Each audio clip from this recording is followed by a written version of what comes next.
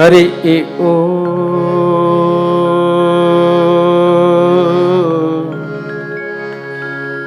ಶ್ರೀ ಗುರುಭ್ಯೋ ನಮಃ.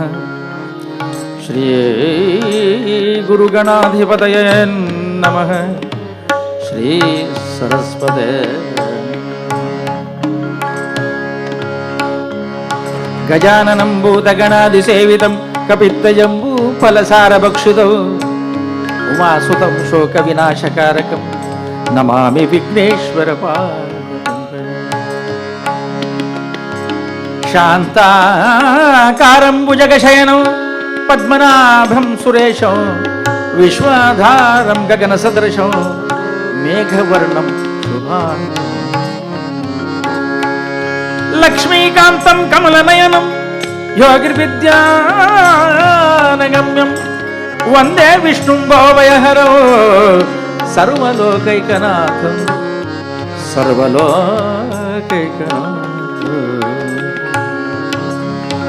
ಸರ್ವಮಂಗಲಮಾಂಗಲ್ಯೆ ಶಿವೆ ಸರ್ವಾರ್ಥಸಾಧಿಕೆ ಶರಣ್ಯೇ ತ್ರ್ಯಂಬಕೆ ದೇವಿ ನಾರಾಯಣಿ ನಮೋಸ್ತುತೆ.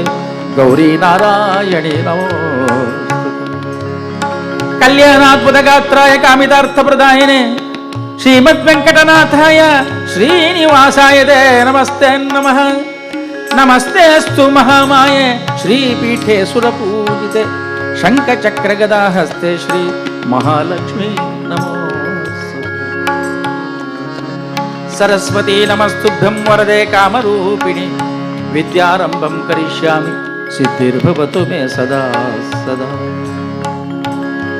ವಸುದೇವಸುತಂ ದೇವಂ ಕಂಸಚಾಣೂರಮರ್ದನಂ ದೇವಕೀ ಪರಮಾನಂದಂ ಕೃಷ್ಣಂ ವಂದೇ ಜಗದ್ಗುರುಂ.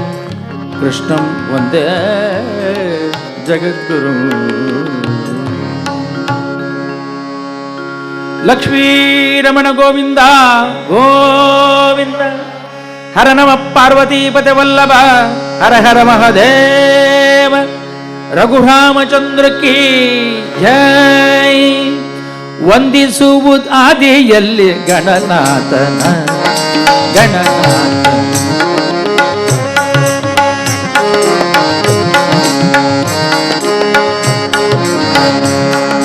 ವಂದಿಸುವುದು ಆದಿಯಲ್ಲಿ ಗಣನಾಥನ ಗಣನಾಥ. ಸಂದೇಹ ಸಲ್ಲ ಶ್ರೀಹರಿ ಆಜ್ಞೆ ಇದಕ್ಕುಂಟು. ಸಂದೇಹ ಸಲ್ಲ ಶ್ರೀಹರಿ ಆಜ್ಞೆ ಇದಕ್ಕುಂಟು. ವಂದಿಸುವುದು ಆದಿಯಲ್ಲಿ ಗಣನಾಥನ ಗಣನಾಥ.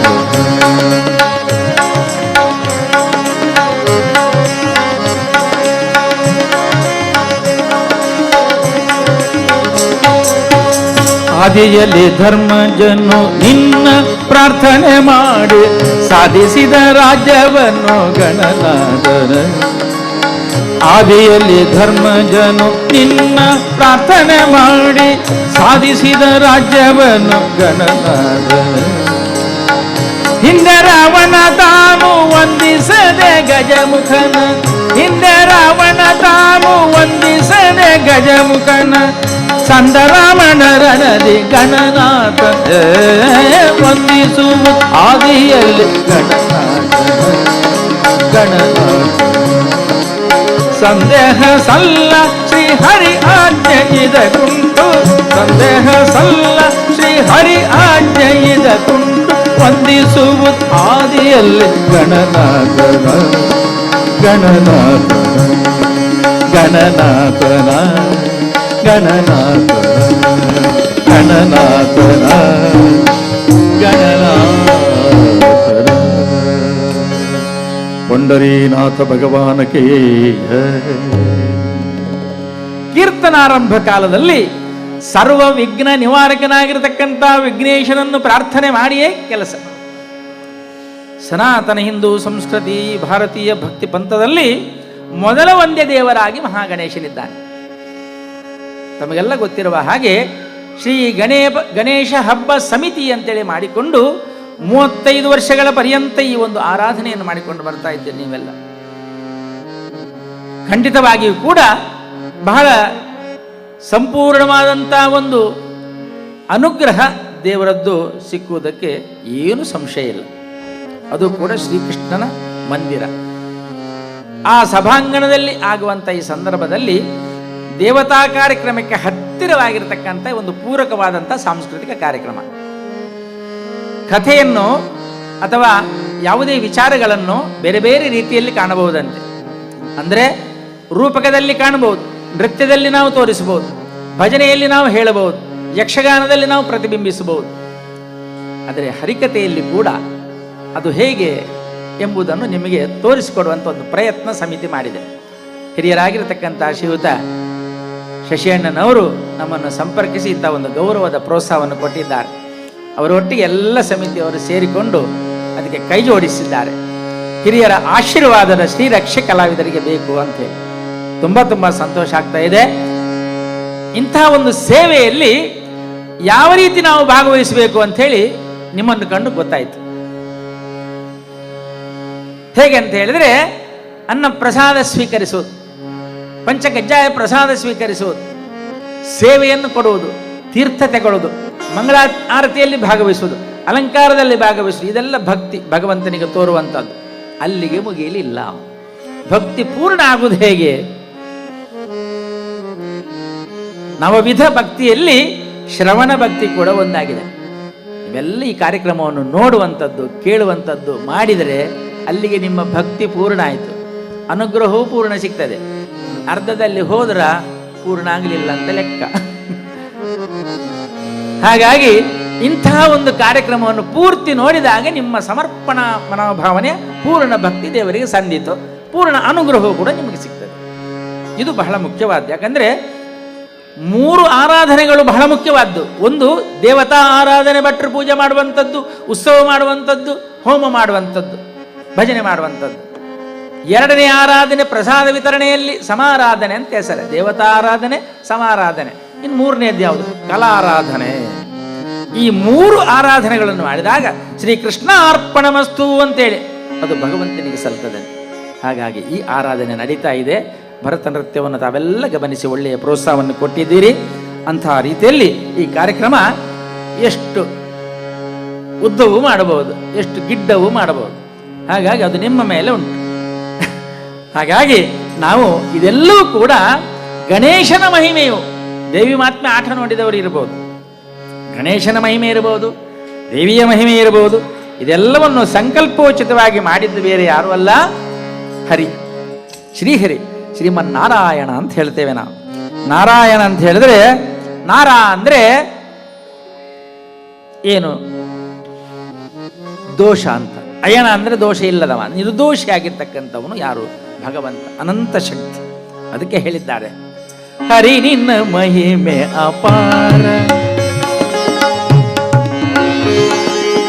ಹರಿ ನಿನ್ನ ಮಹಿಮೆ ಅಪಾರ, ಶರಣರ ಪೊರೆಬುದೇ ನಿನ್ನ ವ್ಯಾಪಾರ, ಶರಣರ ಪೊರೆಬುದೇ ನಿನ್ನ ವ್ಯಾಪಾರ, ಹರಿ ನಿನ್ನ ಮಹಿಮೆ ಅಪಾರ.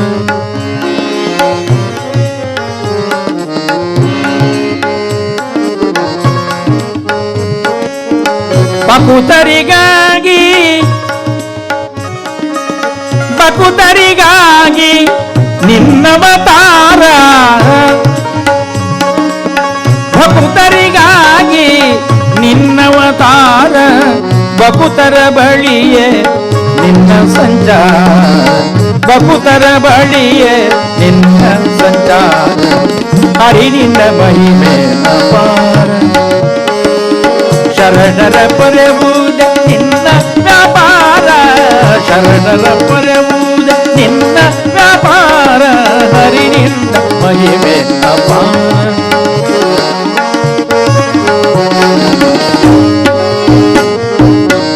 ಭಕ್ತ ಜನಕ್ಕೆ ನೀ ಜೀವಾಧಾರ, ಬಹುತಿಯ ಶಾಸ್ತ್ರ ಪುರಾಣದ ಸಾರ,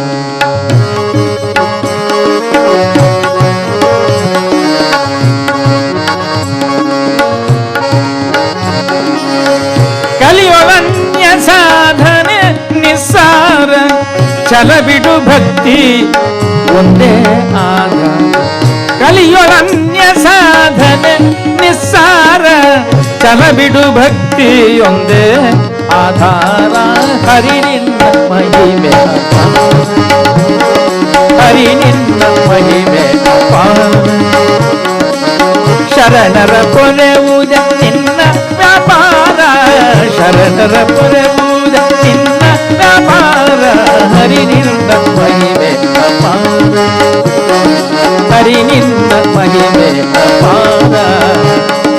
ಗೋವಿಂದ ಹರಿ ಗೋವಿಂದ ಗೋವಿಂದ ಹರಿ ಗೋವಿಂದ ಗೋವಿಂದ ಹರಿ ಗೋವಿಂದ ಗೋವಿಂದ ಹರಿ ಗೋವಿಂದ ನಾರಾಯಣ ಹರಿ ಗೋವಿಂದ ನಾರಾಯಣ ಹರಿ ಗೋವಿಂದ ಕೇಶವ ಅಚ್ಯುತ ಗೋವಿಂದ ಕೇಶವ ಅಚ್ಯುತ ಗೋವಿಂದ ಗೋವಿಂದ ಹರಿ ಗೋವಿಂದ ಗೋವಿಂದ ಹರಿ ಗೋವಿಂದ ನಾರಾಯಣ ಹರಿ ಗೋವಿಂದ ನಾರಾಯಣ ಹರಿ ಗೋವಿಂದ ಜೈ ವಿಠಲ ಜೈ ವಿಠಲ ಜೈ ವಿಠಲ ಜೈ ವಿಠಲ ಜೈ ವಿಠಲ ಜೈ ವಿಠಲ ವಿಠಲ ವಿಠಲ ವಿಠಲ ವಿಠಲ ವಿಠಲ ವಿಠಲ ವಿಠಲ ವಿಠಲ ಪಂಡರೀನಾಥ ಭಗವಾನಕ್ಕೆ.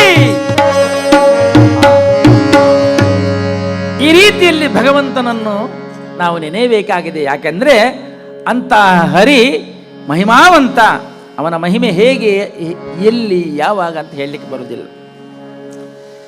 ಕಲಿಯೋರ ಅನ್ಯ ಸಾಧನೆ ನಿಸ್ಸಾರ ಛಲ ಬಿಡು ಭಕ್ತಿಯೊಂದೇ ಆಧಾರ. ಹೇಗಪ್ಪ ಭಕ್ತಿ ಮಾಡೋದು? ಭಕ್ತಿ ಮಾಡುವ ವಿಧಾನ ಹೇಗೆ? ಭಜನೆ ಮಾಡ್ತಾರೆ ಎಷ್ಟೋ ಜನ, ದೇವಸ್ಥಾನಕ್ಕೆ ಹೋಗುವವರ ಲೆಕ್ಕವೇ ಇಲ್ಲ ನಮ್ಮ ಊರಿನಲ್ಲಿ. ಅಂಥ ರೀತಿಯಲ್ಲಿ ಭಜನೆ ಮಾಡುವಂಥ ವಿಶೇಷತೆ, ಎಲ್ಲ ರೀತಿಯಲ್ಲಿ ಆ ಭಕ್ತಿಯನ್ನು ಸಲ್ಲಿಸುವುದು ಹೇಗೆ ಅಂತೇಳಿ ಇಂಥ ರೀತಿಯಲ್ಲಿ ಕಾರ್ಯಕ್ರಮವನ್ನು ನಾವು ಕೇಳುವಂಥದ್ದು ನೋಡುವಂಥದ್ದು ಬಹಳ ಒಂದು ಸೌಭಾಗ್ಯ ನಮಗೆ, ಮಾಡುವವರಿಗೂ ಕೂಡ. ಹರಿದಾಸರಂತ ಹೇಳಿದರೆ ಹರಿಯ ದಾಸರು, ಭಕ್ತಿಯಿಂದ ಸೇವೆ ಮಾಡುವವರು ನಾವು ಹರಿದಾಸರಂತ ಒಂದು ಹೆಸರು ಬಂದಿದೆ. ನೀವೆಲ್ಲ ಭಕ್ತರಲ್ಲವೇ? ಹರಿಕತೆ ಕೇಳುವವರು ಕೂಡ ಹರಿದಾಸರೇ. ಹರಿಯ ದಾಸ ಅಂದರೆ ಹರಿ ದೇವರು, ದಾಸ ಭಕ್ತ. ಹಾಗಾಗಿ ನಾವು ಹರಿದಾಸರು, ನೀವು ಹರಿದಾಸರು, ಅಲ್ಲಿ ಕೂತವರು ಕೂಡ ಏನು ವ್ಯತ್ಯಾಸವಿಲ್ಲ. ಅಂಥ ರೀತಿಯಲ್ಲಿ ಭಕ್ತಿಯನ್ನು ಹೇಗೆ ಸಲ್ಲಿಸುವುದು? ಇವತ್ತು ಅರ್ಪಣಾ ಮನೋಭಾವನೆಯೇ ಸೇವೆ ಆಗಬೇಕು, ಶರಣಾಗತಿ ಆಗಬೇಕು ದೇವರಿಗೆ. ಆವಾಗ ಮಾತ್ರ ಭಕ್ತಿ ಸಲ್ತದೆ. ಅಂತಹ ಭಕ್ತರ ಮಹಿಮೆ, ಭಗವಂತನ ಮಹಿಮೆ, ಭಕ್ತಿಯ ಮಹಿಮೆ ಎಲ್ಲವನ್ನೂ ನಾವು ತಿಳ್ಕೊಳ್ಳುವುದೇ ಹರಿಕತೆಯ ಸಾರ. ಇದಕ್ಕೆ ಕಥಾ ಕಾಲಕ್ಷೇಪ ಅಂತ ಇನ್ನೊಂದು ಹೆಸರಿಟ್ಟಿದ್ರು ಮೊದಲು. ಅದನ್ನೆಲ್ಲ ನಾವು ಚೇಂಜ್ ಮಾಡಿದ್ದೇವೆ, ತೆಗೆದಿದ್ದೇವೆ. ಯಾಕಂದರೆ ಕಾಲಕ್ಷೇಪಕ್ಕಾಗಿರುವಂಥದ್ದಲ್ಲ ಇದು, ಸುಮ್ಮನೆ. ಹಾಗಾಗಿ ಹರಿಕಥಾ ಸತ್ಸಂಗ ಅಥವಾ ಸಾಂಸ್ಕೃತಿಕ ವೈಭವ ಏನೋ ಇರಲಿ, ಅಂಥ ಸಂಸ್ಕೃತಿ ಪ್ರಧಾನವಾದಂಥ ಕಾರ್ಯಕ್ರಮ ಆಗಿರಬೇಕೇ ಹೊರತು ಕಾಲಕ್ಷೇಪಕ್ಕಾಗಿ ಅಲ್ಲ ಎಂಬುದನ್ನು ಕೂಡ ಗಮನಕ್ಕೆ ತರಬೇಕು. ಇಂಥ ರೀತಿಯಲ್ಲಿ ಭಕ್ತಿಯನ್ನು ಮಾಡುವಾಗ ಏಕೋದ್ರಡ ಚಿತ್ತತೆ ಬೇಕು. ಅಂತಃಕರಣ ಪರಿಶುದ್ಧವಾಗಿ ಓಂ ನಮಃ ಶಿವಾಯ ಅಂತೇಳಿ ಹೇಳುವಂಥದ್ದು ಇರಬಹುದು, ಓಂ ಗಂಗಣಪದೇ ನಮಃ ಇರಬಹುದು, ಓಂ ಕೃಷ್ಣಾಯ ನಮಃ ಯಾವುದೇ ಇರಬಹುದು. ಅಂತಃಕರಣ ಪರಿಶುದ್ಧವಾದಂಥ ಭಕ್ತಿಯಲ್ಲಿ ಸಲ್ಲಬೇಕು. ಮನೋ ಚಂಚಲತೆ ಇರಬಾರದು ಅಂತೇಳಿ ಕೆಲವರಿಗೆ ಉಂಟು ಚಂಚಲತೆ. ನಮಸ್ಕಾರ ಮಾಡ್ತಾರೆ ದೇವರಿಗೆ, ಗರ್ಭಗುಡಿಗೆ ಹೋಗಿ, ನಮ್ಮ ಊರಲ್ಲೆಲ್ಲ ಅಭ್ಯಾಸ ಹಾಗೆ. ನಮೋ ನಮ್ಮ ದೇವರೇ ನನ್ನನ್ನು ಒಳ್ಳೇದು ಮಾಡು, ಒಳ್ಳೆಯ ರೀತಿಯ ಅನುಗ್ರಹವನ್ನು ಪ್ರಾರ್ಥಿಸುವಂಥ ಗರ್ಭಗುಡಿಯ ಮುಂದೆ ಪ್ರಾರ್ಥನೆ ಮಾಡುವುದು.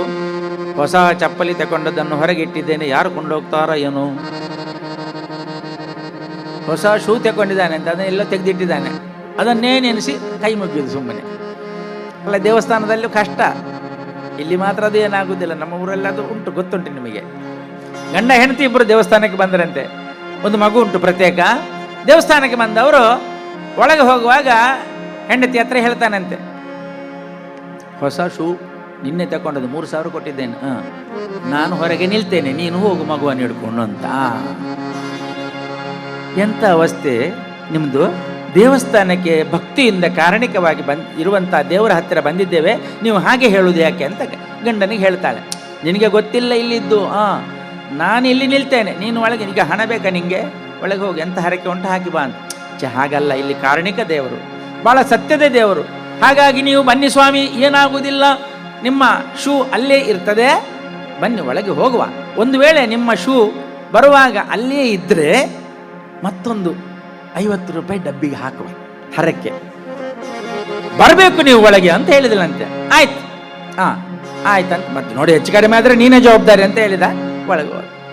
ಒಳಗೆ ಹೋಗಿ ಇಡೀ ದೇವಸ್ಥಾನ ಸುತ್ತು ಬರುವಾಗ 1 ಗಂಟೆ ಆಯ್ತು. ಅಂದರೆ ಪ್ರಧಾನ ಗರ್ಭಗುಡಿಯಲ್ಲಿ ಒಂದು ದೇವರಿದ್ದರೆ ಅಲ್ಲಲ್ಲಿ ಕೆಲವು ಸಣ್ಣ ಸಣ್ಣ ದೇವರು, ಅಂದರೆ ದೇವರು ಸಣ್ಣವರಲ್ಲ, ಸಣ್ಣ ಸಣ್ಣ ಗುಡಿಯಲ್ಲಿ ಕೆಲವು ದೇವರು ಇರ್ತಾರೆ. ಏನೇ ಇರಲಿ ಸುತ್ತು ಬರುವಾಗ 1 ಗಂಟೆ ಆಯ್ತು. ಬಂದ ಮೇಲೆ ಜಗಲಿಯಲ್ಲಿ ಕೂತು ಪ್ರಸಾದವನ್ನು ಹಂಚುತ್ತಾ ಇದ್ದಾಳೆ ಯಾರು? ಹೆಂಡತಿ. ಇವ ಸೀದ ಹೊರಗೆ ಬಂದ. ಅವ ಶೂ ತೆಗೆದಿಟ್ಟು ಹೋಗಿದ್ದಾನಲ್ಲ, ಹಾಗೆ ಹೊರಗೆ ಬಂದು ಶೂ ನೋಡ್ತಾನೆ, ಅಲ್ಲೇ ಉಂಟು, ಯಾರು ಮುಟ್ಲಿಲ್ಲ. ಭಾಳ ಸಂತೋಷ ಆಯ್ತು ಅವನಿಗೆ. ಓಡಿ ಬಂದ ಹೆಂಡತಿ ಹತ್ರ, ನೋಡಿ ಏನಾಗಲಿಲ್ಲ, ನೀನು ಹೇಳಿದಾಗ ಆಯ್ತು ಮಾರೈತೆ, ದೇವರ ಸತ್ಯ ಕಾರಣಿಕ. ಅಯ್ಯೋ ದೇವರೇ, ಶೂ ಯಾರೂ ಮುಟ್ಲಿಲ್ಲ, ಅಷ್ಟು ಹೊಸತಾದರೂ ಅಷ್ಟು ಕ್ರಯದಾದರೂ ಕೂಡ ಅಯ್ಯೋ ದೇವರೇ ತುಂಬ ಸಂತೋಷ ಆಯಿತು ಅಂತ ಹೇಳಿದಾಗ, ಒಳಗೆ ಹೋಗುವಾಗ ಹೇಳಿದ್ದು ನೆನಪುಂಟ, 50 ರೂಪಾಯಿ ಡಬ್ಬಿಗೆ ಹಾಕಿ ಬನ್ನಿ ಅಂತ ಹೇಳಿದಲ್ಲಂತೆ. ಹೌದಲ್ಲ ಅಂತೇಳಿ ಕಿಸೆಯಿಂದ ತೆಗೆದು 50 ರೂಪಾಯಿ ಮತ್ತೆ ಡಬ್ಬಿಗೆ ಹಾಕಿ ಹೊರಗೆ ಬರುವಾಗ ಶೂ ಇಲ್ಲ. ಬೇಕಾ? ಯಾಕೆ ಹೀಗಾಯಿತು ಅವನಿಗೆ ಅಂದರೆ, ವಿಶೇಷವಾಗಿ ಅವನ ಮನೋಚಂಚಲತೆ. ನಮಸ್ಕಾರ ಮಾಡುವಾಗ ದೇವರ ಚಿತ್ತದಲ್ಲಿ ಏಕೋದೃಢವಾಗಿ ಇರಲಿಲ್ಲ ಎಂಬುದು ಸತ್ಯ. ಹಾಗಾಗಿ ನಮಗೆ ದೇವರ ಅನುಗ್ರಹ ಆಗದೇ ಇರುವುದಕ್ಕೆ ನಮ್ಮಲ್ಲಿಯೇ ತಪ್ಪುಗಳು ಆಗ್ತಾ ಹೋಗ್ತದೆ ಎಂಬುದನ್ನು ಗಮನಕ್ಕೆ ತರ್ತಾ ಇದ್ದೇನೆ. ಅದಕ್ಕಾಗಿ ಫಲದಾಯಕ ಹರಿ ಮೂಲ ನಾರಾಯಣ, ಫಲದಾಯಕ ಹರಿ ಮೂಲ ನಾರಾಯಣ, ಒಲಿವನೆಂಬುದಕ್ಕೆ ಭಕ್ತರಾದಾರ, ಒಲಿವನೆಂಬುದಕ್ಕೆ ಭಕ್ತರಾದಾರ, ಹರಿ ನಿನ್ನ ಮಹಿಮೆ ಅಪ.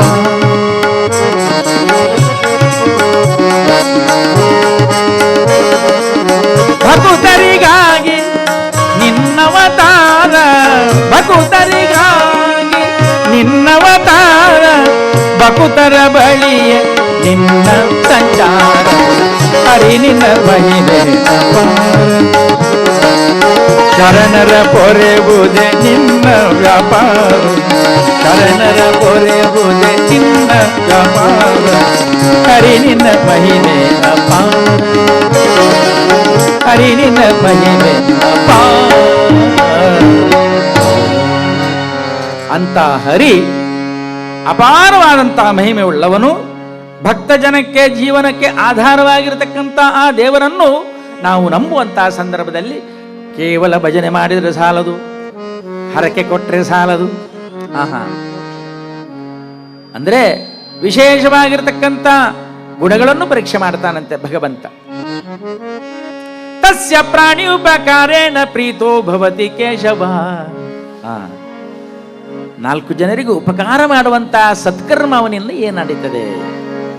ಈಗ ಕೃಷ್ಣಾಂತರಂಗದಲ್ಲಿ ತೋರಿಸಿದ್ರು. ಬಾಣ ಬಿಡ್ತಾನೆ, ಆದರೆ ಮನಸ್ಸಿಲ್ಲ ಅರ್ಜುನನಿಗೆ. ಆದರೂ ಗೀತೋಪದೇಶದ ಮೂಲಕ ಅವನ ಮನಸ್ಸನ್ನು ತಿರುಗಿಸಿ ಆ ರೀತಿಯಲ್ಲಿ, ಯಾಕಂತ ಹೇಳಿದ್ರೆ ಅದೇ ಹೇಳುದು ಅರ್ಜುನ ಹೇಳುವುದಂತ ಕೃಷ್ಣನ ಹತ್ರ ಏನಂತ, ಬೇಡ ಮಾರಾಯ ಯುದ್ಧ ಬೇಡ. ಯಾಕೆ? ನನ್ನ ಬಂಧುಗಳು, ನನ್ನ ಹಿರಿಯರು, ನನ್ನ ಅಜ್ಜಂದಿರು, ಅಯ್ಯೋ ದೇವರೇ, ಅವರ ಹತ್ರ ಎಲ್ಲ ನಾನು ಹೋರಾಟ ಮಾಡಲಿಕ್ಕೆ ನಾನು ತಯಾರಿಲ್ಲ, ನನಗೆ ಮನಸ್ಸು ಬರುವುದಿಲ್ಲ, ಬೇಡ ಬೇಡ ಅಂತೇಳಿ ಅಂತ ಹೇಳುವಾಗ ಕೃಷ್ಣ ನೆಗಾಡ್ತಾನೆ ಸಾರಥಿಯಾಗಿ. ಏನು ಅರ್ಜುನ, ಈಗ ವ್ಯವಹಾರದಲ್ಲಿ ಕಾಮ್ಯ ಕರ್ಮ ಮತ್ತು ನಿಯತ ಕರ್ಮ ಅಂತ 2 ಉಂಟು. ಕಾಮ್ಯ ಕರ್ಮ ಅಂದರೆ ಮಾಡಿದರೆ ಮಾಡ್ಬೋದು, ಬಿಟ್ಟಿದ್ರೆ ಬಿಡ್ಬೋದು ಅಂತ. ಇನ್ವಿಟೇಷನ್ ಎಲ್ಲರಿಗೂ ಹೋಗಿದೆ, ಹೇಳಿದರು ಸಮಿತಿಯವರು, ಎಲ್ಲರಿಗೂ ಮೆಸೇಜ್ ಹೋಗಿದೆ ಅಂತ. ಆದರೆ ಒಂದು ಕಾರ್ಯಕ್ರಮ ಉಂಡು ಎಲ್ಲಂಜಿ ನಮ್ಮ ಸಮಿತಿದ ಆಂಡ ಪೋಡು ಆಂಡ ಅದು ಪ್ರಯೋಜನ ಇಲ್ಲ ಅಂದರೆ ಆದರೆ ಹೋಗಬೇಕು ಅಂತೆಲ್ಲ. ಆದರೆ ಆಯಿತು, ಹೋದರೆ ಆಯಿತು ಉಂಟಲ್ಲ, ಅದು ಕಾಮ್ಯ ಕರ್ಮ, ಪ್ರಯೋಜನ ಇಲ್ಲ. ಹೋಗಲೇಬೇಕು, ಭಾಗವಹಿಸಲೇಬೇಕು, ಕೊನೆಯವರೆಗೆ ಕೂತ್ಕೊಳ್ಳೇಬೇಕು. ಇದು ನಿಯತ ಕರ್ಮ, ಇದು ನಿಯತ ಕರ್ಮ. ಹಾಗಾಗಿ ಆ ನಿಯತ ಕರ್ಮ ಏನು ಎಂಬುದನ್ನು ಅರ್ಜುನನಿಗೆ ಬೋಧನೆ ಮಾಡೋದು ಕೃಷ್ಣ. ಯಾವ ರೀತಿಯಲ್ಲಿ ಬೋಧನೆ ಮಾಡ್ತಾನೆ ಅಂತ ಹೇಳಿದ್ರೆ, ನೋಡು, ನಿನ್ನ ಯಾರೇ ಬಂಧುಗಳಿರ್ಬೋದು, ದುಷ್ಟ ನಿಗ್ರಹ ಶಿಷ್ಟರ ಪರಿಪಾಲನೆಗೋಸ್ಕರವಾಗಿ ನಾನು ದ್ವಾಪರಾಯುಗದಲ್ಲಿ ಅವತಾರಕ್ಕೆ ಬಂದಿದ್ದೇನೆ. ಇಲ್ಲಿ ಎಲ್ಲಿ ಧರ್ಮ ಗ್ಲಾನಿ ಆಗ್ತದೋ ಅಲ್ಲಿ ಧರ್ಮದ ಪುನರುತ್ಥಾನಕ್ಕಾಗಿ ನಿನ್ನ ರಥದಲ್ಲಿ ನಾನು ಸಾರಥಿಯಾಗಿದ್ದೇನೆ. ಹಾಗಾಗಿ ನೀನು ಮಾಡಬೇಕಾದ ಕೆಲಸ ಇಷ್ಟೇ, ಏನಂತ ಹೇಳಿದ್ರೆ, ಯುದ್ಧ ಮಾಡಲೇಬೇಕಾದಂಥ ಒಂದು ನಿಯತ ಕರ್ಮ ನಿನ್ನಲ್ಲಿ ಉಂಟು ಅಲ್ವಾ? ಯುದ್ಧ ಮಾಡಲೇಬೇಕಾದಂಥ ಒಂದು ನಿಯತ ಕರ್ಮದಲ್ಲಿ ನೀನು ಮಾಡಬೇಕು. ಆಮೇಲೆ ಸಿಕ್ಕಿದ ಆ ಭೂಮಿ ಉಂಟಲ್ಲ ಹಸ್ತಿನಾವತಿದ್ದು, ಅದು ನೀನು ಇಟ್ಟುಕೋ ಅಥವಾ ಸೆಣಸಿಗೆ ಕಡಿಮೆಯಲ್ಲಿ ಯಾರಿಗಾದ್ರೂ ಮಾರಿಬಿಡು, ಅದು ನನಗೆ ಅಂದರೆ ಒಂದು ಭಾವನಾತ್ಮಕ ಅವನೊಂದು ಮಾತಿಗೆ ಅಂದರೆ ಅದು ಅಗತ್ಯ ಇಲ್ಲ. ಮತ್ತೆ ನನಗೆ ಯುದ್ಧ ಮಾಡಬೇಕಾದ್ದು ಒಂದು ಕರ್ತವ್ಯ ಕರ್ಮ, ನಿಯತ ಕರ್ಮ ನಿಂದಿದೆ, ಅದಕ್ಕೋಸ್ಕರ ನಾನು ಸಾರಥಿ ಆಗಿದ್ದೇನೆ ಅಂತೇಳಿ ಹೇಳ್ತಾರೆ. ಅಂದರೆ ಅದರಲ್ಲಿ ನಿಯತ ಕರ್ಮ ಮತ್ತು ಕಾಮ್ಯ ಕರ್ಮವನ್ನು ನಾವು ಅರ್ಥ ಮಾಡ್ಕೊಳ್ಬೇಕು. ಈ ಸಂದೇಶ ಭಗವದ್ಗೀತೆ ಶ್ರೀಕೃಷ್ಣ ಅರ್ಜುನನಿಗೆ ಮಾತ್ರ ಬೋಧನೆ ಮಾಡುವಂಥ ವಿಚಾರಗಳಲ್ಲ, ಇಡೀ ಜಗತ್ತಿನ ಮಾನವ ಕುಲವು ಕೂಡ ತಿಳ್ಕೊಳ್ಬೇಕಾದಂಥ ವಿಚಾರಗಳಿವೆ. ನಿಯತ ಕರ್ಮ ಯಾವುದು, ಕಾಮ್ಯ ಕರ್ಮ ಯಾವುದು ಅಂತ. ಗಂಡ ಹೆಂಡತಿ ಇಬ್ಬರು, ಮತ್ತೆ ಮಕ್ಕಳಿದ್ದಾರೆ 4. ಒಂದಿನ ಹೆಂಡತಿ ಹೇಳ್ತಾಳಂತೆ, ಯಾವಾಗ 8 ಗಂಟೆ ರಾತ್ರಿಗೆ, ಓಯ್ ಸ್ವಾಮಿ ನಾನಿವತ್ತು ಊಟ ಮಾಡೋದಿಲ್ಲ ಹೇಳಿದ್ಲಂತೆ. ಹೌದಾ, ಏನು ಹಸಿವೆ ಆಗುದಿಲ್ವಾ ಅಂತ ಕೇಳಿದ ಗಂಡ, ಅಷ್ಟೇ, ಅವನ ಕೆಲಸಕ್ಕೆ ಹೋದ. 9 ಗಂಟೆ ಆಗುವಾಗ ಮತ್ತೆ ಹೇಳ್ತಾಳಂತೆ, ಓಯ್ ನಾನಿವತ್ತು ಊಟ ಮಾಡೋದಿಲ್ಲ. ಆಯ್ತು ಮಾರದು, ಒಂದು ಊಟ ಬಿಟ್ಟರೆ ಯಾರು ಸಾಯುವುದಿಲ್ಲ, ಒಳ್ಳೆ ಜೀರ್ಣ ಆಗ್ತದೆ, ಆಯ್ತು ತೊಂದರೆ ಇಲ್ಲ ಅಂತ ಹೇಳಿದಂತೆ ಗಂಡ. ಪುನಃ 9:15 ಆಗುವಾಗ ಮತ್ತೆ ಹೇಳ್ತಾಳಂತೆ, ಓಯ್ ನಾನಿವತ್ತು ಊಟ ಮಾಡೋದಿಲ್ಲ. ಅದಕ್ಕೆ ಏನಾಗಬೇಕೀಗ ಕೇಳಿದ ಗಂಡ, ನಾನು ಇವತ್ತು ಊಟ ಮಾಡುವುದಿಲ್ಲ, ಆದ್ದರಿಂದ ಅಡಿಗೆಯನ್ನು ಮಾಡುವುದಿಲ್ಲ. ಇದು ತಪ್ಪು. ನೀನು ಊಟ ಮಾಡುವುದು ನಿನ್ಗೆ ಬಿಟ್ಟದ್ದು, ನಿನ್ನ ಕಾಮ್ಯ ಕರ್ಮ ಅದು. ನಿನ್ನ ಗಂಡನನ್ನು ನಿನ್ನ ಮಕ್ಕಳನ್ನು ಹಸಿವೆಯಲ್ಲಿ ಬೀಳುವಂತೆ ಮಾಡೋದುಂಟಲ್ಲ, ಅದಲ್ಲ. ಆ ಕರ್ಮ ನೀನು ಮಾಡಬೇಕು, ಅಡಿಗೆ ಮಾಡಲೇಬೇಕು, ಅಂಥ ಒಂದು ನಿಯತ ಕರ್ಮ ನಿನ್ನಲ್ಲಿ ಇರಬೇಕು. ನೀನು ಊಟ ಮಾಡೋದು ಬಿಡುವುದಲ್ಲ ನಿನ್ನ ಆ ಕಾಮ್ಯ ಕರ್ಮ ಅಂತೇಳಿ ಒಂದು ನಾವು ವಿಚಾರವನ್ನು ತಿಳ್ಕೊಳ್ಬೇಕು. ಆ ರೀತಿಯಲ್ಲಿ ನಮ್ಮ ಎಲ್ಲವೂ ಕೂಡ ಅಂದರೆ ಇಷ್ಟೆಲ್ಲ ಪಾಪ ಉದ್ಯೋಗ ನಿಮಿತ್ತ, ಉದ್ಯಮ ನಿಮಿತ್ತ ಈ ಒಂದು ಸೀಮೋಲ್ಲಂಘನ ಮಾಡಿ ಈ ಊರಿಗೆ ಬಂದವರು ನೀವೆಲ್ಲ. ಆದರೂ ಕೂಡ ಸಂಸ್ಕೃತಿ ಮೇಲಿನ ಪ್ರೀತಿ, ದೇವರ ಮೇಲಿನ ಭಕ್ತಿ, ಇದು ಹೇಗೆ, ಯಾಕೆ ನಿಮ್ಮ ಮಾಡ್ತಾ ಇದ್ದೀರಿ? ಅರ್ಥ ಮಾಡಿಕೊಂಡಿದ್ದೀರಿ ನೀವೆಲ್ಲ. ಯಾವುದಿದ್ರೂ ಕೂಡ, ಸಂಪತ್ತಿದ್ರೂ ಕೂಡ, ಮನೆ ಮಠ ಬಂಧು ಬಳಗ ಎಲ್ಲವೂ ಕೂಡ ಕ್ಷಣಿಕ. ದಾಸರೆಚ್ಚರಿಸಿದ್ದಾರೆ ನಮಗೆಲ್ಲ. ಅಸ್ಥಿರಂ ಜೀವಿತಂ ಲೋಕೆ ಅಸ್ಥಿರಂ ಧನ ಕನಕ ಯೌವನಾದಿಗ. ಅಸ್ಥಿರಂ ಜೀವಿತಂ ಲೋಕೆ ಅಸ್ಥಿರಂ ಧನ ಕನಕ ಯೌವನ. ಅಸ್ಥಿರ ಪುತ್ರಧಾರಾಸ್ಯ, ಎಲ್ಲವೂ ಅಸ್ಥಿರ. ಧರ್ಮ ಕೀರ್ತಿರ್ದ್ವಯೋ ಸ್ಥಿರಂ. ಧರ್ಮ ಮತ್ತು ಕೀರ್ತಿ ಎರಡೇ ಸ್ಥಿರವಾಗಿ ಉರಿಯುವಂಥದ್ದು, ಎಲ್ಲವೂ ಅಸ್ಥಿರ. ಸಂಪತ್ತು ಈ ಲೋಕದಲ್ಲಿ ಎಲ್ಲವೂ ಕೂಡ ಜೀವಿತವೂ ಅಸ್ಥಿರ, ಧನ ಕನಕ ಯೌವನಾದಿಗಳು ಅಸ್ಥಿರ. ಅದನ್ನು ತಿಳ್ಕೊಂಡಾಗ ಆ 4 ಗೋಡೆಯಿಂದ ಹೊರಗೆ ಬಂದಾಗ ಸಮಾಜ ಸೇವೆ, ಸಮಾಜಕ್ಕಾಗಿ ನಾನೇನು ಮಾಡಬೇಕು, ಸಮಾಜಕ್ಕಾಗಿ ನಾವೇನು ಮಾಡಬೇಕು, ಸೇವೆ, ದಾನ ಬುದ್ಧಿ, ಸೇವಾ ಬುದ್ಧಿ, ಪರೋಪಕಾರ, ಪ್ರೀತಿ, ವಿಶ್ವಾಸವನ್ನು ಕಾಣುವಂತಹ ಕೆಲಸದಿಂದ ನೆಮ್ಮದಿ.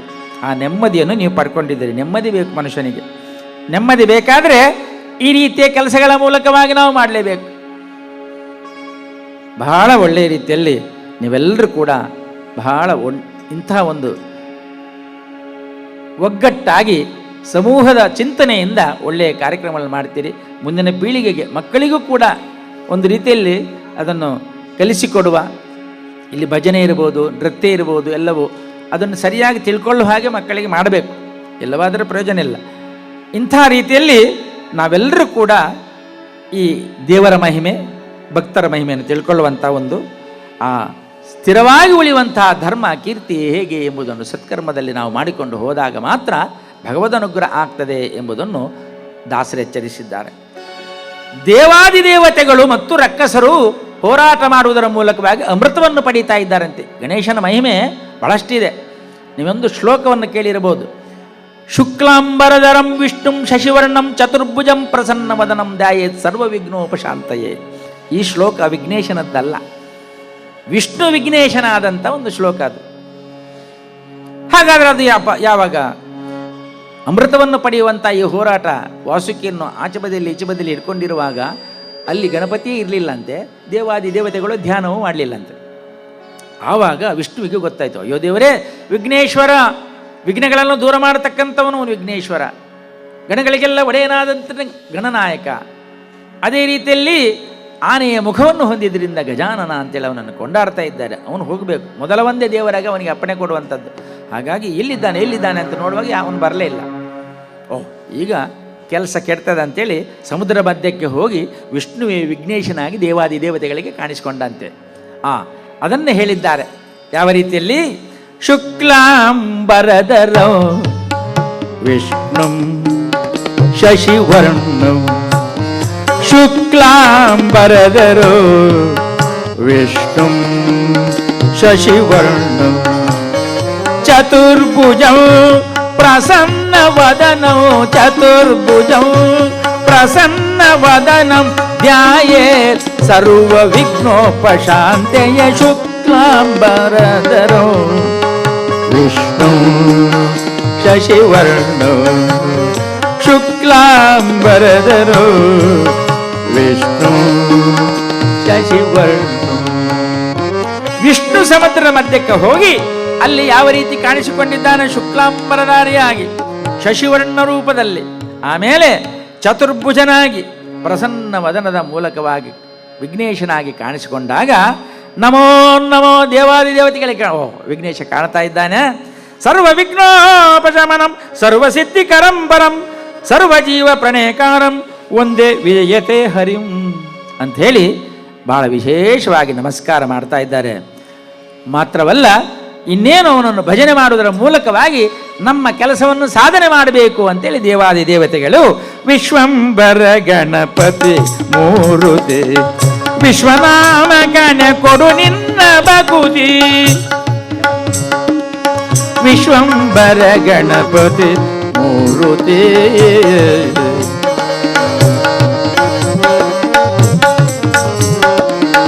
ವ್ಯಾಸನು ನೀನೆ, ವ್ಯಾಸನು ನೀನೆ, ಗಣೇಶನು ನೀನೆ, ಶ್ರೀಶ ಸೂರ್ಯ ಶಶಿ ರೂಪನು ನೀನೆ. ಬಾಸುರಾಂಗ ಭಾರತ ಪ್ರಗತಿಸಿರುವ, ಬಾಸುರಾಂಗ ಭಾರತ ಪ್ರಗತಿಸಿರುವ ಭೂಸುರ ವಂದ್ಯ ಕೊಡು ಶರಣಾಗತಿ. ವಿಶ್ವಂಬರ ಗಣಪತಿ ಮೂರುತಿ ವಿಶ್ವನಾಮಕನ ಕೊಡು ನಿನ್ನ ಬಗುತಿ, ವಿಶ್ವಂಬರ ಗಣಪತಿ ಮೂರುತಿ ವಿಶ್ವನಾಮಕನೆ ಕೊಡು ನಿನ್ನ ಬಗುತಿ.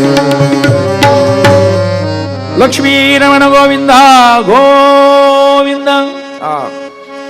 ವಿಶ್ವಂಬರ ಗಣಪತಿಯನ್ನು ದೇವಾದಿ ದೇವತೆಗಳು ಧ್ಯಾನ ಮಾಡಿದ ಮೇಲೆ ಅಮೃತವನ್ನು ಪಡೀತಾರೆ, ಅದರಲ್ಲಿ ಯಶಸ್ವಿ ಆಗ್ತಾರೆ ಅಲ್ವಾ. ಇಂಥ ರೀತಿಯಲ್ಲಿ ಇರತಕ್ಕಂಥ ಗಣಪತಿ ಯಾವ್ಯಾವ ರೀತಿಯ ಮಹಿಮೆಯನ್ನು ತೋರಿದ್ದಾನೆ. ಆ ಗಣಪತಿಯನ್ನು ಹುಡುಕಿಕೊಂಡು ಬಂದಂತೆ ಮಹಾವಿಷ್ಣು. ಎಲ್ಲಿ ಹೋಗಿದ್ದು ಮಾರಾಯ? ಸಮುದ್ರ ಮಥನ ಮಾಡುವಾಗ ಎಲ್ಲ ಹಾಳಾಗ್ತಿತ್ತು, ಯಾಕೆ ಹೋಗಲಿಲ್ಲ ನೀನು ಅಂತ ಕೇಳಿದಾಗ ಅವರು ನನ್ನನ್ನು ಧ್ಯಾನ ಮಾಡಲಿಲ್ಲ, ಹಾಗಾಗಿ ನಾನು ಹೋಗಲಿಲ್ಲ ಹೇಳಿದಂತೆ. ನೋಡು, ಹಾಗಲ್ಲ ಗಣಪತಿ. ಹರಿ ಹೇಳು, ಯಾರು ಒಳ್ಳೆಯ ಕೆಲಸ ಮಾಡ್ತಾರಾ, ಸತ್ಕರ್ಮದಿಂದ ಧರ್ಮವನ್ನು ರಕ್ಷಣೆ ಮಾಡತಕ್ಕಂಥ ಕೆಲಸಗಳನ್ನು ಮಾಡ್ತಾರಾ, ಅಂಥವರಲ್ಲಿಗೆ ಅವರು ಧ್ಯಾನ ಮಾಡದಿದ್ದರೂ ನೀನಾಗಿ ಹೋಗಬೇಕು. ವಿಷ್ಣು ಹೇಳಿದ್ದು ಗಣಪತಿಗೆ. ಹೌದಾ, ಇನ್ನು ಮುಂದೆ ನಾನು ಹಾಗೇ ಮಾಡ್ತೇನೆ ಅಂತ ಹೇಳಿದಂತೆ. ಆಯ್ತಲ್ಲ, ಈಗ ನನ್ನೊಂದು ಅವತಾರ ರೂಪ ಅಲ್ಲಿ, ಈಗ ಆ ರೂಪದ ಶಕ್ತಿ ಮತ್ತು ನಿನ್ನ ನಿಜ ಶಕ್ತಿ ಈ ಎರಡೂ ಕೂಡ ಭಾದ್ರಪದ ಶುಕ್ಲದ ಈ ಚೌತಿಯ ನಿನ್ನ ಹುಟ್ಟುಹಬ್ಬದ ಸಂದರ್ಭದಲ್ಲಿ ನಿನ್ನಲ್ಲಿ ಐಕ್ಯವಾಗಿರಲಿ. ಯಾರು ಭಕ್ತಿಯಿಂದ ಶ್ರದ್ಧೆಯಿಂದ ವಿಜೃಂಭಣೆಯಿಂದ ಆಚರಣೆ ಮಾಡ್ತಾರ ಅವರಿಗೆ ಎರಡು ಶಕ್ತಿಯ ಸಂಪೂರ್ಣ ಅನುಗ್ರಹ ಇರಲಿ ಅಂತೇಳಿ ವಿಷ್ಣು ನಮಸ್ಕಾರದ ಮೂಲಕವಾಗಿ ಎಲ್ಲರಿಗೂ ಕೂಡ ತಿಳಿಸುವ ಮೂಲಕದಲ್ಲಿ ಅವನಿಗೆ ನಮಸ್ಕಾರ ಸಲ್ಲುವಂಥ ಒಂದು ಅನುಗ್ರಹವನ್ನು ಕೊಟ್ಟಿದ್ದಾನಂತೆ. ಅಂಥ ರೀತಿಯಲ್ಲಿರತಕ್ಕಂಥ ಗಣೇಶ ಹುಟ್ಟುಹಬ್ಬ, ಬರ್ತ್ಡೇ ಎಲ್ಲರಿಗೂ ಬರ್ತದೆ, ದೇವಾದಿ ದೇವತೆಗಳಿಗೂ ಬರ್ತದೆ, ಮನುಷ್ಯರಲ್ಲಿ ಕೂಡ ಹುಟ್ಟುಹಬ್ಬ ಅಲ್ವಾ. ಆ ಹುಟ್ಟುಹಬ್ಬ ಅಂತ ಹೇಳಿದ ಕೂಡಲೇ ಗಣಪತಿಗೂ ಕೂಡ ಆಗಲೇ ತೋರಿಸಿದ್ರು ಭರತನಾಟ್ಯದವರು. ಪಾರ್ವತಿಯ ಮೈಕೊಳೆಯಿಂದ ಹುಟ್ಟಿದಂಥ ಆ ಗಣಪತಿಗೆ ಜೀವಕಳೆಯನ್ನು ಕೊಟ್ಟ ನಂತರ ವಿಶೇಷವಾಗಿ ಯಾರು ಎಂದು ಪರಿಚಯವಿಲ್ಲದೆ ಶಿವನಿಂದಲೇ ತಲೆ ಕತ್ತರಿಸಲ್ಪಟ್ಟ ಮೇಲೆ ಉತ್ತರ ಬದಿಯಲ್ಲಿ ಮಲಗಿದಂಥ ಪ್ರಾಣಿ ಅದು ಆನೆಯ ಮುಖವನ್ನು ತಂದು ಕೂತ್ಕೊಳಿಸಿದ್ರಿಂದ ಗಜಾನನ ಆಗಿದ್ದಾನೆ ಅವ ಅಲ್ವಾ. ಅಲ್ಲಿ ನೋಡಿದ್ರು, ಮತ್ತೆ ಅದರ ಬಗ್ಗೆ ನಾನು ಹೆಚ್ಚು ಹೇಳುವುದಿಲ್ಲ. ಈ ರೀತಿಯಲ್ಲಿರತಕ್ಕಂಥ ಗಣಪತಿಯ ವಾಹನ ಯಾವುದು? ಇಲಿ. ಆ ಇಲಿಯಲ್ಲಿ ಕೂತ್ಕೊಂಡು ಆ ಹುಟ್ಟುಹಬ್ಬದ ದಿವಸ ಅವನು ಹೋಗುವಂಥ ಒಂದು ಹುಟ್ಟುಹಬ್ಬ ಆಚರಣೆ ಮಾಡುವಾಗ ಒಂದು ಗಮ್ಮತ್ತು ಮಾಡ್ತಾರೆ ಎಲ್ಲರೂ ಸಹ. ಮನೆಯಲ್ಲಾದರೂ ಅಷ್ಟೇ 10ನೇ ವರ್ಷದವರೆಗೆ ಸಾಮಾನ್ಯ ಮಾಡ್ತಾರೆ ಎಲ್ಲ ಮಕ್ಕಳಿಗೆ. ಈಗ ಹಾಗಲ್ಲ, 40 ವರ್ಷದವನಿಗೂ ಹುಟ್ಟುಹಬ್ಬ, 50 ವರ್ಷದವನಿಗೂ ಹುಟ್ಟುಹಬ್ಬ, 60 ವರ್ಷದವನಿಗೂ ಹುಟ್ಟುಹಬ್ಬ, 70 ವರ್ಷ ಯಾರು ಮಾಡೋದು? ಮಕ್ಕಳು ಮೊಮ್ಮಕ್ಕಳೆಲ್ಲ ಸೇರೋದು. ಒಟ್ಟಾರೆ ಗೌಜಿ. ಹುಟ್ಟುಹಬ್ಬ ಮಾಡಬೇಕಂತ ಮಾಡೋದಲ್ಲ, ಅವರಿಗೊಂದು ಗೌಜಿ ಆಗಬೇಕು ಊಟಕ್ಕೆ ಅಲ್ವಾ. ಅಂತೂ ಇಂತೂ ಹುಟ್ಟುಹಬ್ಬ ಯಾವ್ಯಾವ ನಮನೆಯಲ್ಲ ಹುಟ್ಟುಹಬ್ಬದ ಕ್ರಮವೇ ಹೋಗಿದೆ ಈಗ ಅಲ್ವಾ. ಮೊನ್ನೆ ಒಂದು ಕಡೆಯಲ್ಲಿ 60ರ ಹುಟ್ಟುಹಬ್ಬ ಆಗ್ತಾ ಇತ್ತು ಒಂದು ಮನೆಯಲ್ಲಿ. ಒಂದು ಹಾಲಿಗೆ ತಗೊಂಡೋದ್ರು. ಹಾಲಿಗೆ ತಗೊಂಡೋಗೋದು. ಈಗ ಎಲ್ಲ ಹಾಲೆ, ಮನೆಯಲ್ಲಿ ಏನು ಮಾಡೋದಿಲ್ಲ, ಮನೆ ಎಷ್ಟು ದೊಡ್ಡದಿದ್ರು ಕೂಡ. ಮೊನ್ನೆ ಒಂದು ಮಗು ತೊಟ್ಲಾಗಲೇ ಗೋಲ್ಡ್ ಬಿಂಚಿನ 11ನೇ ಮಾಳಿಗೆ ಹೋಗ್ತಾ ಇದ್ದಾರೆ ತೊಟ್ಟಿಲು ಹಿಡ್ಕೊಂಡು. ನಾನು ಹೇಳಿದೆ, ನಿಕ್ಲೆ ಇಲ್ಲಿದ್ದೆ ಸ್ವಾಮಿ ಅಂತ ಕೇಳಿದ್ದೆ. ಮಗು ತೊಟ್ಲು ಹಾಕೋದನ್ನು 11ನೇ ಮಾಳಿಗೆ ಹೋಟ್ಲಲ್ಲಿ ತೊಟ್ಲು ಹಿಡ್ಕೊಂಡು ಲಿಫ್ಟಲ್ಲಿ ಹೋಗೋದು. ಒಟ್ಟಾರೆ ಅಲ್ಲೇ ಏನಾದರೂ ಮಾಡಬೇಕು, ವೈಭವ ಆಗಬೇಕು, ದುಡ್ಡು ಖರ್ಚಾಗಬೇಕು. ಅದಲ್ಲ, ಅದು ಹೇಗೆ ಖರ್ಚು ಮಾಡಬೇಕೆಂಬುದು ಕೂಡ ಗೊತ್ತಿರಬೇಕು. ನೋಡಿ, ಇದು ಅರ್ಥಪೂರ್ಣವಾದಂಥ ರಚನಾತ್ಮಕ ರೀತಿಯಲ್ಲಿ ಹೋಗಬೇಕೇ ಹೊರತು ಬೇರೆ ಅಲ್ಲ. ಅಂಥ ಹುಟ್ಟುಹಬ್ಬ 60ರದ್ದು ಮಾಡುವಾಗ ಅಲ್ಲೇನಾಯಿತು, ಎಲ್ಲ ಬಂದಿದ್ದರು ಪಾಪ 60ರ ತಂದೆ ತಾಯಿಯನ್ನೆಲ್ಲ ಕರ್ಕೊಂಡು ಬಂದಿದ್ದಾರೆ. ಅಪ್ಪನದ್ದು ಹುಟ್ಟುಹಬ್ಬ 60ರದ್ದು. ಎಲ್ಲರೂ ಹಿರಿಯರು ಬಂದಿದ್ದಾರೆ, ಕಿರಿಯರು ಬಂದಿದ್ದಾರೆ, ಎಲ್ಲ ಸೇರಿದ್ದಾರಂತೆ. ಸೇರಿದಂಥ ಹೊತ್ತಿನಲ್ಲಿ ಕೆಲವರು ಹೇಳ್ತಾರೆ ಹಿರಿಯರು, ಇವರು ಏನು ಮಾಡಿದ್ದಾರೆ, ಒಂದು ದೊಡ್ಡ ಕೇಕ್, ಅದು ಸಿಹಿ ತುಂಡನ್ನು ಕತ್ತರಿಸಿ ಎಲ್ಲರಿಗೆ ಹಂಚುವಂಥದ್ದು. ಅದೊಂದು ತಗೊಂಡು ಮಾಡಿ, ಅದು ನಮ್ಮದಲ್ಲ, ಅದಕ್ಕೊಂದು ಬತ್ತಿ ಹಚ್ಚುವುದು, ಫುಕ್ ಅಂತ ಊದುವುದು. ಅದು ನಮ್ಮದಲ್ಲವೇ ಅಲ್ಲ, ನಮ್ಮ ಭಾರತೀಯ ಸಂಸ್ಕೃತಿ ಅಲ್ಲ ಅದು ಎಲ್ಲಿಂದಲೋ ಬಂದದ್ದನ್ನು ನಾವು ಸ್ವಾಗತಿಸಿದ್ದೇವೆ ಅಷ್ಟೇ. ಕಡೆಗೆ ನಾವು ನಿರೂಪಣೆ ಮಾಡುವವರು ಹೇಳೋದು ಏನಂತೇಳಿದರೆ, ಕೆಟ್ಟ ಕ್ಷಣಗಳೆಲ್ಲ ಹೋಗಲಿ ಅಂತ ಫುಕ್ ಮಾಡೋದಂತ, ಒಳ್ಳೆಯ ಕ್ಷಣಗಳು ಬರಲಿ ಅಂತೇಳಿ. ಮತ್ತೆ ಅವ್ರಿಗೆ ಹೇಳಿದ್ದಕ್ಕೆ ನಾವೇನಾದರೂ ಹೇಳಬೇಕಲ್ವ. ಆ ರೀತಿಯಲ್ಲಿ ಏನೇ ಇರಲಿ, ದೀಪವನ್ನು ಹಚ್ಚುವುದು ನಮ್ಮ ಧರ್ಮ ಅಂತ ಅಲ್ವಾ. ದೀಪವನ್ನು ಉರಿಸುವುದು ನಮ್ಮ ಧರ್ಮ, ಅದು ಸಂಸ್ಕೃತಿ ಅಂತ. ಅಂಥದ್ದನ್ನು ಯಾರೋ ಹೇಳಿದರು ಹಿರಿಯರು. ಅಯ್ಯೋ, 60ನೇ ಹುಟ್ಟುಹಬ್ಬವನ್ನು ಮಾಡ್ತಾ ಇದ್ದೀರಿ ನೀವು, ವೇದಿಕೆಯಲ್ಲಿ ಒಂದು 60 ದೀಪ ಹಚ್ಚಿದರೆ ಎಷ್ಟು ಚೆಂದ ಆಗ್ತಿತ್ತು ಅಲ್ವಾ ಅಂತ ಹೇಳಿದ್ರಂತೆ. ಆವಾಗ ಯಾರೋ ಒಬ್ಬ ಮೊಮ್ಮಗ ಹೇಳಿದಂತೆ, ಗೊತ್ತುಂಟು ನಮಗೆಲ್ಲ, ದೀಪ ಅರಳ್ತದೆ, ಉರಿತದೆ, ಆಯಿತಾ, ನೀವು ಸುಮ್ಮನೆ ಕೂತ್ಕೊಳ್ಳಿ. ಮಕ್ಕಳು ಬಿಡು, ಅವರು ಮಾಡೋದಲ್ವ, ಅವರೇ ಖರ್ಚು ಮಾಡೋದಲ್ವ ಮಕ್ಕಳು, ನೀವು ಸುಮ್ಮನೆ ಕೂತ್ಕೊಳ್ಳಿ, ನಾವು ದೀಪ ಯಾವ ರೀತಿಯಲ್ಲಿ ಉರಿಸ್ತೇವೆ ಅಂತ ನಾವು ಹೇಳ್ತೇವೆ, 60 ದೀಪ ಗೊತ್ತುಂಟು ನಮಗೆ ಅಂತೇಳಿ ಅಲ್ಲಿ ಕೂತ್ಕೊಳಿಸಿದ್ರಂತೆ. ಆಯಿತು, ನಮಸ್ಕಾರ, ನೀವು ಏನು ಬೇಕಾದ್ರೂ ಮಾಡಿ, ಮಕ್ಕಳು ಅಂತ ಸುಮ್ಮನೆ ಕೂತ್ಕೊಳ್ತಾರೆ ಕೆಲವರು.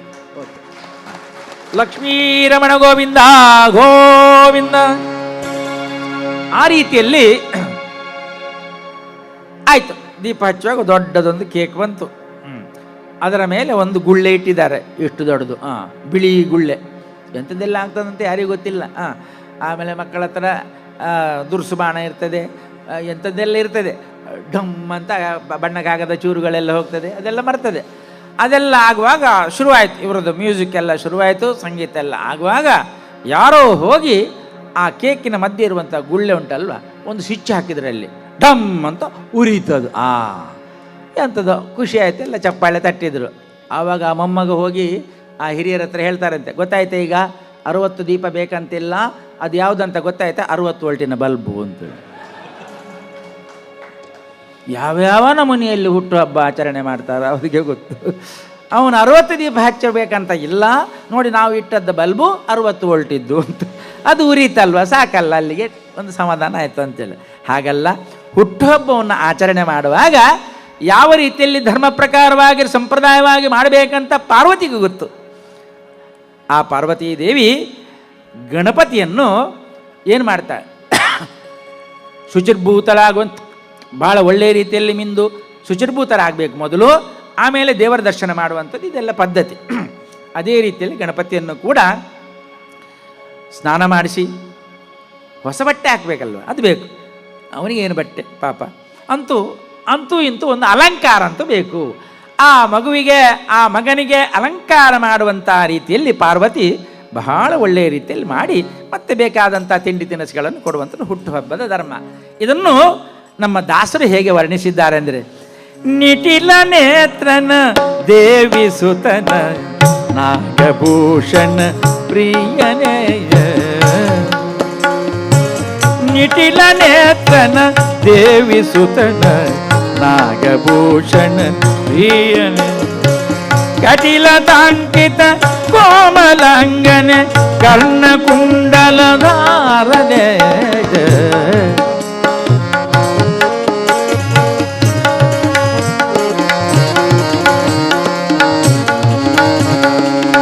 ನಿಟಿಲ ನೇತ್ರನ ದೇವಿ ಸುತಜ ನಾಗಭೂಷಣ ಪ್ರಿಯನ ಕಟಿಲತಾಂಕಿತ ಕೋಮಲಾಂಗನ ಕರ್ಣಕುಂಡಲದಾರನ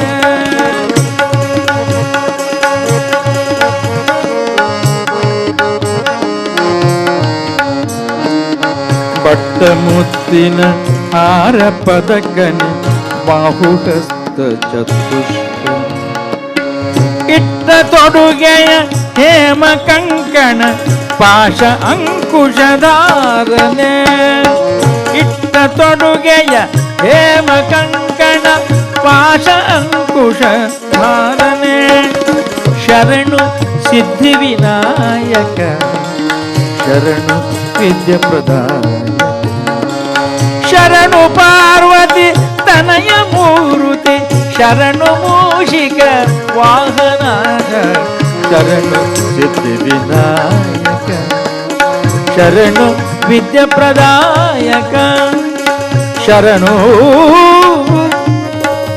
ಶರಣು.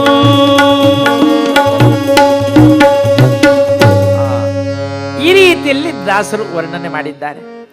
ಪುರಂದರದಾಸರಿರ್ಬೋದು, ಕನಕದಾಸರಿರ್ಬೋದು, ವಿಜಯದಾಸರಿರ್ಬೋದು, ಶ್ರೀಪಾದರಾಜರಿರ್ಬೋದು, ಜಗನ್ನಾಥದಾಸರಿರ್ಬೋದು. ಭಗವಂತನ ಮಹಿಮೆಯನ್ನು ಬಹಳ ವಿಶೇಷವಾಗಿ ಲಕ್ಷೋಪಲಕ್ಷ ಕೀರ್ತನೆಗಳ ಮೂಲಕವಾಗಿ ಬೇರೆ ಬೇರೆ ಭಾಷೆಗಳಲ್ಲಿ ಅನುವಾದ ಮಾಡಿ ಅತಿ ಸುಲಭದಲ್ಲಿ ಭಜನೆಯ ಮೂಲಕ ದೇವರನ್ನು ಒಲಿಸಲಿಕ್ಕೆ ನಮ್ಗೆ ಕೊಟ್ಟಿದ್ದಾರೆ. ಎಲ್ಲಿ ಭಜನೆ ಮಾಡ್ತಾರೆ ಮಕ್ಕಳು? ಮಾಡ್ತಾರಾ? ಇಲ್ಲ. ರಾತ್ರಿ ಸಾಯಂಕಾಲ ಆದಕೊಳ್ಳೆ ಭಜನೆ ಮಾಡೋದನ್ನು ಎಲ್ಲ ಊರಿನಲ್ಲಿ ಬಿಟ್ಟಿದ್ದಾರೆ ಈಗ ಅಲ್ವಾ? ಅವರದ್ದೇ ಆದಂಥ ವಿಷಯದಲ್ಲಿ ನಾವೆಲ್ಲ ಒಂದು ಕಾಲದಲ್ಲಿ ನಮಗೆ ಲ್ಯಾಂಡ್ ಫೋನ್ ಇತ್ತು, ಈಗ ಮಾಹಿತಿ ತಂತ್ರಜ್ಞಾನ ಬಂದಿದೆ ನಮಗೆಲ್ಲ. ಆ ಮಾಹಿತಿ ತಂತ್ರಜ್ಞಾನದ ಮೂಲಕವಾಗಿ ನಾವೆಲ್ಲರೂ ಕೂಡ ಕೂತ್ಕೊಂಡಲ್ಲೇ ಇಡೀ ಪ್ರಪಂಚವನ್ನು ನೋಡುವಂಥ ಒಂದು ಸಂಪ್ರದಾಯ ಅಲ್ವಾ? ಒಂದು ಕಾಲದಲ್ಲಿ ಲ್ಯಾಂಡ್ ಫೋನ್ ಇತ್ತು ನಮಗೆ. ಮನೆಯ ಒಳಗಡೆ ರಿಂಗ್ ಬಂದರೆ ಅಂಗಳದಲ್ಲಿದ್ದವನು ಒಳಗೆ ಓಡುವುದು. ಈಗ ಹಾಗಲ್ಲ, ಒಳಗಡೆ ರಿಂಗ್ ಬಂದ ಕೂಡಲೇ ಅದನ್ನು ಹಿಡ್ಕೊಂಡು ಹೊರಗೆ ಓಡುವ ಕಾಲ ನಮ್ಮದು. ನೆಟ್ವರ್ಕ್ ಇಲ್ಲಲ್ಲ ಅಲ್ಲಿ. ಆ ರೀತಿಯಾಗಿ ಬಂದಿದ್ದೇವೆ ನಾವೆಲ್ಲ. ಕೆಲವು ಅದರಲ್ಲಿ ಲಾಭ ಉಂಟು, ನಷ್ಟ ಉಂಟು ಸ್ವಾಮಿ. ಕೆಲವು ಸಭೆಯಲ್ಲಿ ನಾವು ನೋಡ್ತೇವೆ, ಏನಂತ ಹೇಳಿದ್ರೆ ರಿಂಗ್ ಬಾರದಿದ್ದರೂ ಸುಮ್ಮನೆ ಹಲೋ ಹಲೋ ಹೇಳಿಕೊಂಡು ಹೋದ ಹೊರಗೆ. ರಿಂಗ್ ಬರಲೇ ಇಲ್ಲ, ನಾವು ಎಣಿಸೋದು ಅವ ಫೋನ್ನಲ್ಲಿ ಮಾತಾಡಿ ಬಂದು ಕೂತ್ಕೊಳ್ತಾನಂತ. ಅವ ಜನ್ಮಕ್ಕೂ ಬರುವುದಿಲ್ಲ, ಹೋಗ್ಬೇಕಂತೇಳಿ ಯಾವ್ಯಾವ ಲಾಭವನ್ನು ಅದರಲ್ಲೆಲ್ಲ ಪಡ್ಕೊಳ್ತಾರೆ ನೋಡಿ. ಅಂತೂ ಇಂತೂ ಯಾವುದೇ ರೀತಿಯಲ್ಲಿ ನಾವು ನೋಡಲೇಬೇಕು, ಕೇಳಲೇಬೇಕಂತಂತಿದ್ರೆ ನಾವು ಒಳ್ಳೆ ರೀತಿಯಲ್ಲಿ ಅದ್ಯಾವುದನ್ನು ಬಯಸದೆ ನಾವಿರ್ತೇವೆ ನೋಡಿ. ಇಷ್ಟೆಲ್ಲ ದೂರದರ್ಶನದಲ್ಲಿ, ಟಿ ವಿಯಲ್ಲಿ ಅಥವಾ ಬೇರೆ ಬೇರೆ ಕಡೆಯಲ್ಲಿ ಅಂಥ ಕಾರ್ಯಕ್ರಮ ಇದ್ದರೂ ಕೂಡ ಮಸ್ಕತ್ನ ಈ ಒಂದು ಗಣೇಶ ಹಬ್ಬ ಸಮಿತಿಯ ಕಾರ್ಯಕ್ರಮ ಇಷ್ಟು ಮಂದಿ ಬಂದಿದ್ದೇವೆ. ನಮಸ್ಕಾರ ನಿಮಗೆ, ಅಭಿನಂದನೆಗಳು. ಈ ಸಹಕಾರ ಕೊನೆಯವರೆಗೂ ಇರಬೇಕು ನಿಮ್ಮ ಹತ್ರ. ಇದು ಶ್ರದ್ಧೆ ಅಂತ ಹೆಸರು ಇದಕ್ಕೆ.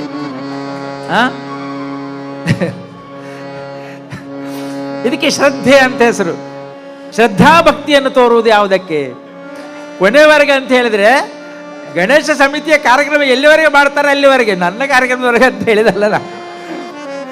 ಅಂತೂ ಇಂತೂ ಎರಡಕ್ಕೂ ಆಯ್ತದು. ಆ ರೀತಿಯಲ್ಲಿ ಭಕ್ತಿಯನ್ನು ತೋರಬೇಕು ಹೇಗೆ ಎಂಬುದನ್ನು ಕೂಡ ಆ ಪಾರ್ವತೀ ದೇವಿ ಅಲಂಕಾರ ಮಾಡಿ ವಿಶೇಷವಾಗಿ ಎಲ್ಲ ಮಾಡಿ, ಲಂಬೋದರ ಅಂತ ಅವನು. ಲಂಬೋದರ ಆದ್ದರಿಂದ ಅವನಿಗೆ ಹೊಟ್ಟೆ ಮೊದಲೇ ಉದ್ದ ಅವನಿಗೆ. ಆ ರೀತಿಯಲ್ಲಿ ಹೊಟ್ಟೆ ಉದ್ದ ಅವನಿಗಿದ್ದರೆ ಅದರಿಂದ ಲಂಬೋದರ, ಉದರ ದೊಡ್ಡದಾಗಿದ್ದವನ ಅಂತ ಅರ್ಥ. ಅವನಿಗೆ ಸಾಮಾನ್ಯದ ಆಗುವುದಿಲ್ಲ. ಕೆಲವರು ಗಣೇಶೋತ್ಸವ 3 ದಿವಸ ಮಾಡೋದು ಯಾಕೆಂದರೆ ದಿನ ದಿನ ಭಕ್ಷ್ಯಗಳನ್ನು ಬದಲಾವಣೆ ಮಾಡಲಿಕ್ಕೆ ಉಂಟು ಅದಕ್ಕೆ. ಅದಕ್ಕೋಸ್ಕರ 3 ದಿವಸ ಮಾಡೋದು. ಕೆಲವರು ಒಂದೇ ದಿವಸ ಸಾಯಂಕಾಲ ಹಾಕಿ ಆಯಿತು ಮತ್ತೆ ನೀರಿಗೆ. ಆಗುವುದಿಲ್ಲ, 2 ದಿವಸ ಲಾಡು ಮಾಡಲಿಕ್ಕೆ ಅವರ ಹತ್ರ ಆಗುವುದಿಲ್ಲ. ಬೇರೆ ಬೇರೆ ಆಗಬೇಕು ತಿಂಡಿ. ಘಟ್ಟದ ಮೇಲೆ ಅದನ್ನು ಪ್ರಾಯೋಜಕತ್ವ ಪಡೆದುಕೊಂಡು 1 ತಿಂಗಳೆಲ್ಲ ಇಡ್ತಾರೆ. ಮುಂಬೈಯಲ್ಲಿ ಕೂಡ ಇಡ್ತಾರೆ. ಬೇರೆ ಬೇರೆ ದಿವಸಕ್ಕೆ ಒಂದು ಭಕ್ಷ್ಯ ಕೊಡುವವರಿದ್ದಾರೆ. ಆ ರೀತಿಯಲ್ಲಿ ಮಾತ್ರ ಮಾಡ್ತಾರೆ ವಿನಃ ಇದ್ರೆ ಸಾಧ್ಯ ಇಲ್ಲ.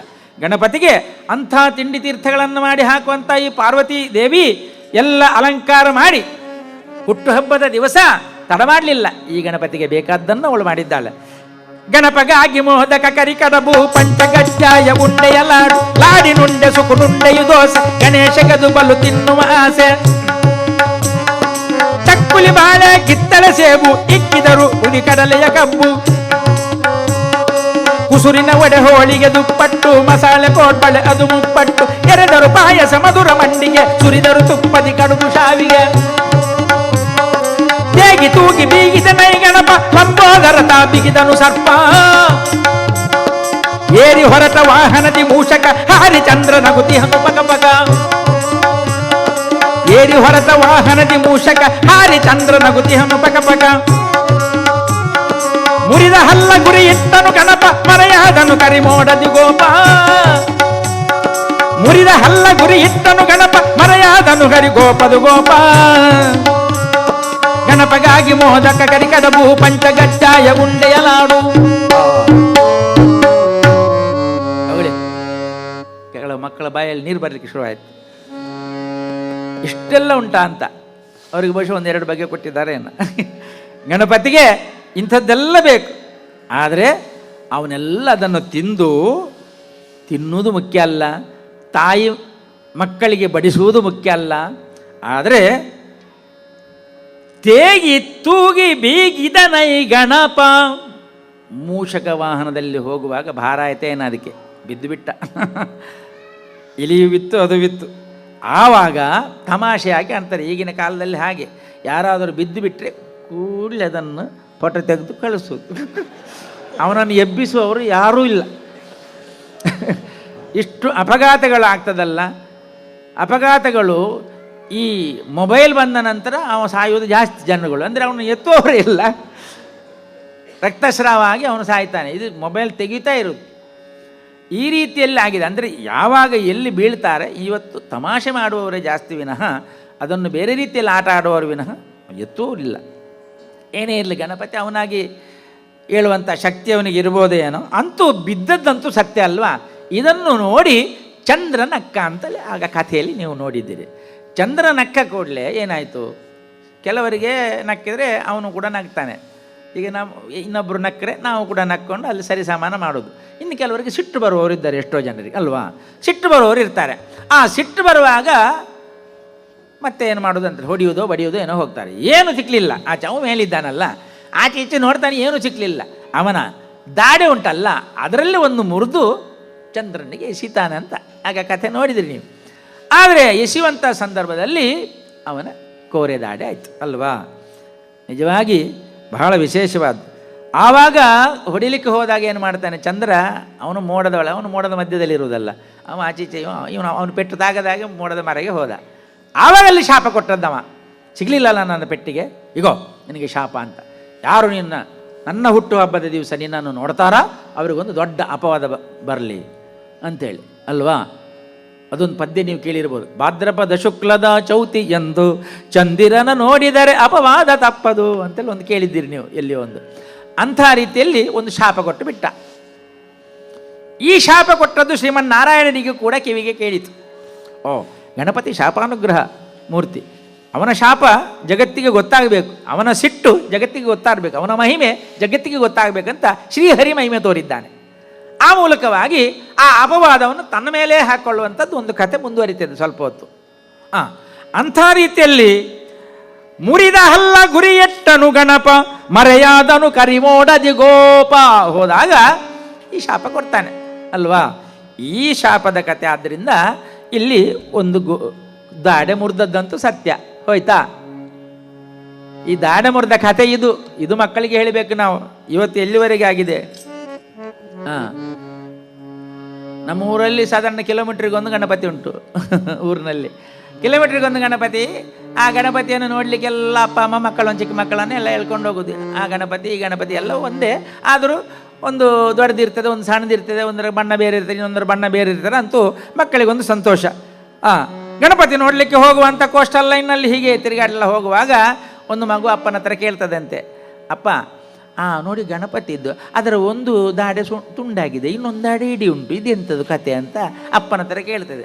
ಅದಕ್ಕೆ ಅಪ್ಪ ಹೇಳೋದಂತೆ ಮಗನಿಗೆ, ಅದು ಮಣ್ಣಿದಲ್ಲೋ ಮಗ, ಎಲ್ಲೋ ಲಾರಿಯಲ್ಲಿ ಬರುವಾಗ ತುಂಡಾರಿಬೇಕು, ನೀವು ಸುಮ್ಮನೆ ಕೂತ್ಕೋ, ಅಲ್ಲಿ ಲಾಡು ಕೊಡ್ತಾರೆ ಅದನ್ನು ತಗೊಂಡು ಹೋಗುವ ನಾವು ಅಂತ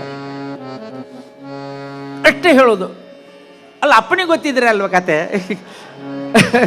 ಹಾಗಾಗಿ ನಾವು ಪಂಚಗಜ್ಜಾಯ ತಗೊಂಡು ತಿನ್ನುವ, ಲಾಡು ತಿನ್ನುವ, ಹೋಗುವ ಅಂತ ಹೇಳುವುದು ಅಷ್ಟೇ ಅಲ್ಲ. ಅವರು ಬರಬೇಕು ಈ ಭರತನಾಟ್ಯಕ್ಕೆ ಮತ್ತು ಹರಿಕತೆಗೆ. ಆವಾಗ ಮಾತ್ರ ಗೊತ್ತಾಗ್ತದೆ. ಈಗ ಕತೆ ಶಾಲೆಯಲ್ಲಿ ಯಾರು ಹೇಳಿಕೊಡೋದಿಲ್ಲ. ಮೊದಲು ನಾವೆಲ್ಲ ಕಲಿಯುವಾಗ ಶಾಲೆಯಲ್ಲಿ ಇಂಥ ಕಥೆಗಳನ್ನೆಲ್ಲ ಹೇಳುವವರಿದ್ದರು. ಈಗ ಯಾರು ಹೇಳ್ತಾರೆ? ಯಾರು ಹೇಳೋದಿಲ್ಲ. ಇಂಗ್ಲೀಷ್ ಮೀಡಿಯಂ ಶಾಲೆಯ ವಾತಾವರಣದಲ್ಲಿ ಯಾವುದಿಲ್ಲ ನಮಗೆ ಅಲ್ವಾ. ಮಕ್ಕಳು ಪೆದಮ್ ಅಂತ ಹೇಳ್ತಾರೆ, ತುಳುವಿನಲ್ಲೊಂದು ಪೆದಮ್ ಅಂತ ಹೇಳ್ತಾರೆ.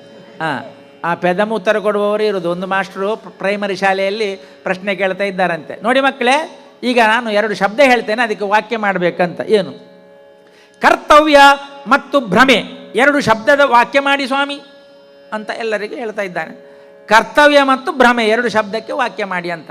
ಆವಾಗ ಒಂದು ವಿದ್ಯಾರ್ಥಿ ಎದ್ದು ನಿಂತಂತೆ, ಸರ್ ನಾನು ಹೇಳ್ತೇನಂತ. ಹೌದಾ? ಏನು? ನೀವು ನಮಗೆ ಪಾಠವನ್ನು ಹೇಳೋದು ನಿಮ್ಮ ಆದ್ಯ ಕರ್ತವ್ಯ ಸರ್. ವೆರಿ ಗುಡ್, ಭಾಳ ಚೆನ್ನಾಗಿ ಹೇಳಿದೆ, ಮುಂದುವರಿಸಿ ಹೇಳಿದ್ರಂತೆ. ಆದರೆ ಅದನ್ನು ನಾವು ಕೇಳ್ತೇವಂತ ನೀವು ತಿಳ್ಕೊಂಡಿದ್ದೀರಲ್ವಾ, ಅದು ನಿಮ್ಮ ಭ್ರಮೆ. ಅಲ್ಲಿವರೆಗೆ ಪೆದಮ್ ಇದ್ದಾರೆ ಮಕ್ಕಳು. ಅದಕ್ಕೆ ತುಳುವಿನಲ್ಲಿ ಪೆದಮ್ ಅಂತ ಹೆಸರು. ಈಗ ಮಕ್ಕಳು ಅಂಥದ್ದೇ ಉತ್ತರ ಕೊಡೋದು. ಹಾಗಾಗಿ ನಾವು ಎಲ್ಲಿಯಾದರೂ ಕೂಡ ಯಾವ ರೀತಿಯಲ್ಲಿ ಮಕ್ಕಳನ್ನು ಒಳ್ಳೆಯ ರೀತಿಯಲ್ಲಿ ಬೆಳೆಸಬೇಕು, ಸರಿಯಾದ ರೀತಿಯಲ್ಲಿ ಮಕ್ಕಳು ಏರಿಗೆ ಬೆಳಿಬೇಕು ಎಂತಕ್ಕಂಥ ರೀತಿಯಲ್ಲಿ ಪಾರ್ವತಿ ಗಣಪತಿಯನ್ನು ಕೂಡ ಒಳ್ಳೆ ರೀತಿಯಲ್ಲಿ ಹೇಳಿದ್ದಾಳೆ. ಆದರೆ ಇವ ಶಾಪ ಕೊಡ್ತಾನೆ ಚಂದ್ರನ ಮೇಲಿನ ಸಿಟ್ಟಿನಿಂದ. ಶಿವಸುತ ಶಶಿಗಿತ್ತನು ಶಾಪವನೋ ದಿವದಿ ನಿನ್ನ ವದನವ ಕಾಣೆ, ಭುವನದೊಳಪವಾದ ನಿಶ್ಚಯವು ಜವದಿ ತೊಲಗೆನ್ನಾಣೆ. ಶಿವಸುತ ಶಶಿಗೆ ಇತ್ತನು ಶಾಪ. ದಿವದಿ ನಿನ್ನನ್ನು ಯಾರು ನೋಡ್ತಾರೋ ಅವರಿಗೆ ಶಾಪ ಬರಲಿ ಅಂತ ಕೃಷ್ಣ ಆ ಶಾಪಾನುಗ್ರಹವನ್ನು ಕಥೆ ಮಾಡಿ ತೋರಿಸಿಬಿಟ್ಟಿದ್ದಾನೆ. ಯಾರಿಗೂ ಸಿಟ್ಟು ಬರೆಸಬೇಡಿ, ದೇವರಿಗೆ ಗಣಪತಿಗೆ ಸಿಟ್ಟು ಬರೆಸಬೇಡಿ, ಹರಿಗೆ ಸಿಟ್ಟು ಬರೆಸಬೇಡಿ, ಒಳ್ಳೆಯ ರೀತಿಯಲ್ಲಿ ನೀವು ಇರಿ ಅಂತೇಳಿ ಅದನ್ನು ಜಗತ್ತಿಗೆ ಅವನ ಲೀಲಾ ನಾಟಕವನ್ನು ತೋರಿಸುವಂಥದ್ದು. ಆದರೆ ಸತ್ಕರ್ಮದ ಬಗ್ಗೆ ಹಿಂದೆ ಸದ್ಧರ್ಮದ ಬಗ್ಗೆ ಅವನ ದೃಷ್ಟಿ ಇದೆ. ಹಾಗಾಗಿ ಕಲಿಯುಗದಲ್ಲಿ ಕೂಡ ಇರ್ಬೋದು. ಹರಿದಾಸರು ಹೇಳ್ತಾ ಇದ್ದೇನೆ ಏನಂತ ಹೇಳಿದ್ರೆ, ಒಳ್ಳೆಯ ಕೆಲಸ, ಒಳ್ಳೆಯ ಧರ್ಮ ಪ್ರಕಾರವಾಗಿ ಸೇವಾ ಮನೋಭಾವನೆ, ವಿಶ್ವಾಸದಿಂದ, ಶ್ರದ್ಧಾಪೂರ್ವಕವಾಗಿ, ದಾನಬುದ್ಧಿಯಿಂದ ಒಳ್ಳೆಯ ನಮ್ಮ ಸತ್ಕರ್ಮಗಳನ್ನು ಮಾಡಿದರೆ ಭಾದ್ರಪದ ಶುಕ್ಲದ ಚೌತಿಯಂದು ಚಂದ್ರನನ್ನು ನೋಡಿದರೂ ಕೂಡ ಏನಾಗುವುದಿಲ್ಲ, ಆಯಿತಾ? ಅಂಥ ರೀತಿಯಲ್ಲಿ ನಾವೆಲ್ಲ ಇದ್ದಾಗ ಖಂಡಿತ ಭಗವಂತನ ಅನುಗ್ರಹ ಇದೆ ಎಂಬುದನ್ನು. ಹಾಗಾಗಿ ಈ ಒಂದು ಕೋರೆದಾಡೆ ಚಂದ್ರನಿಗೆ ಆ ದಾಡೆ ಬಿಸಾಡಿದ ಮೇಲೆ ಅವನ ರೂಪವೇ ಬದಲಾವಣೆ ಆಯಿತು. ಕನಕದಾಸರದನ್ನು ಸುಂದರವಾಗಿ ವರ್ಣಿಸಿದ್ದಾರೆ. ಮೊರೆ ಕಪ್ಪಿನ ಭಾವ ಮೊರದ ಗಲದ ಕಿವಿ ಕೊರೆದಡೆಯ ನೀವ ಯಾರಮ್ಮ. ಮೊರೆ ಕಪ್ಪಿನ ಭಾವ ಮೊರದ ಗಲದ ಕಿವಿ ಕೊರೆದಡೆಯ ನೀವ ಯಾರಮ್ಮ. ಮೂರು ಕಣ್ಣನ ಸುತ ಮುರಿದಿಟ್ಟ ಚಂದ್ರನ, ಮೂರು ಕಣ್ಣನ ಸುತ ಮುರಿದಿಟ್ಟ ಚಂದ್ರನ, ತೀರತ ಗಣನಾಥನೆ ಕಣಮ್ಮ. ನಮ್ಮಮ್ಮ ಶಾರದೆ ಉಮಾ ಮಹೇಶ್ವರಿ, ನಿಮ್ಮೊಳಗೆ ನೀವು ಯಾರಮ್ಮ.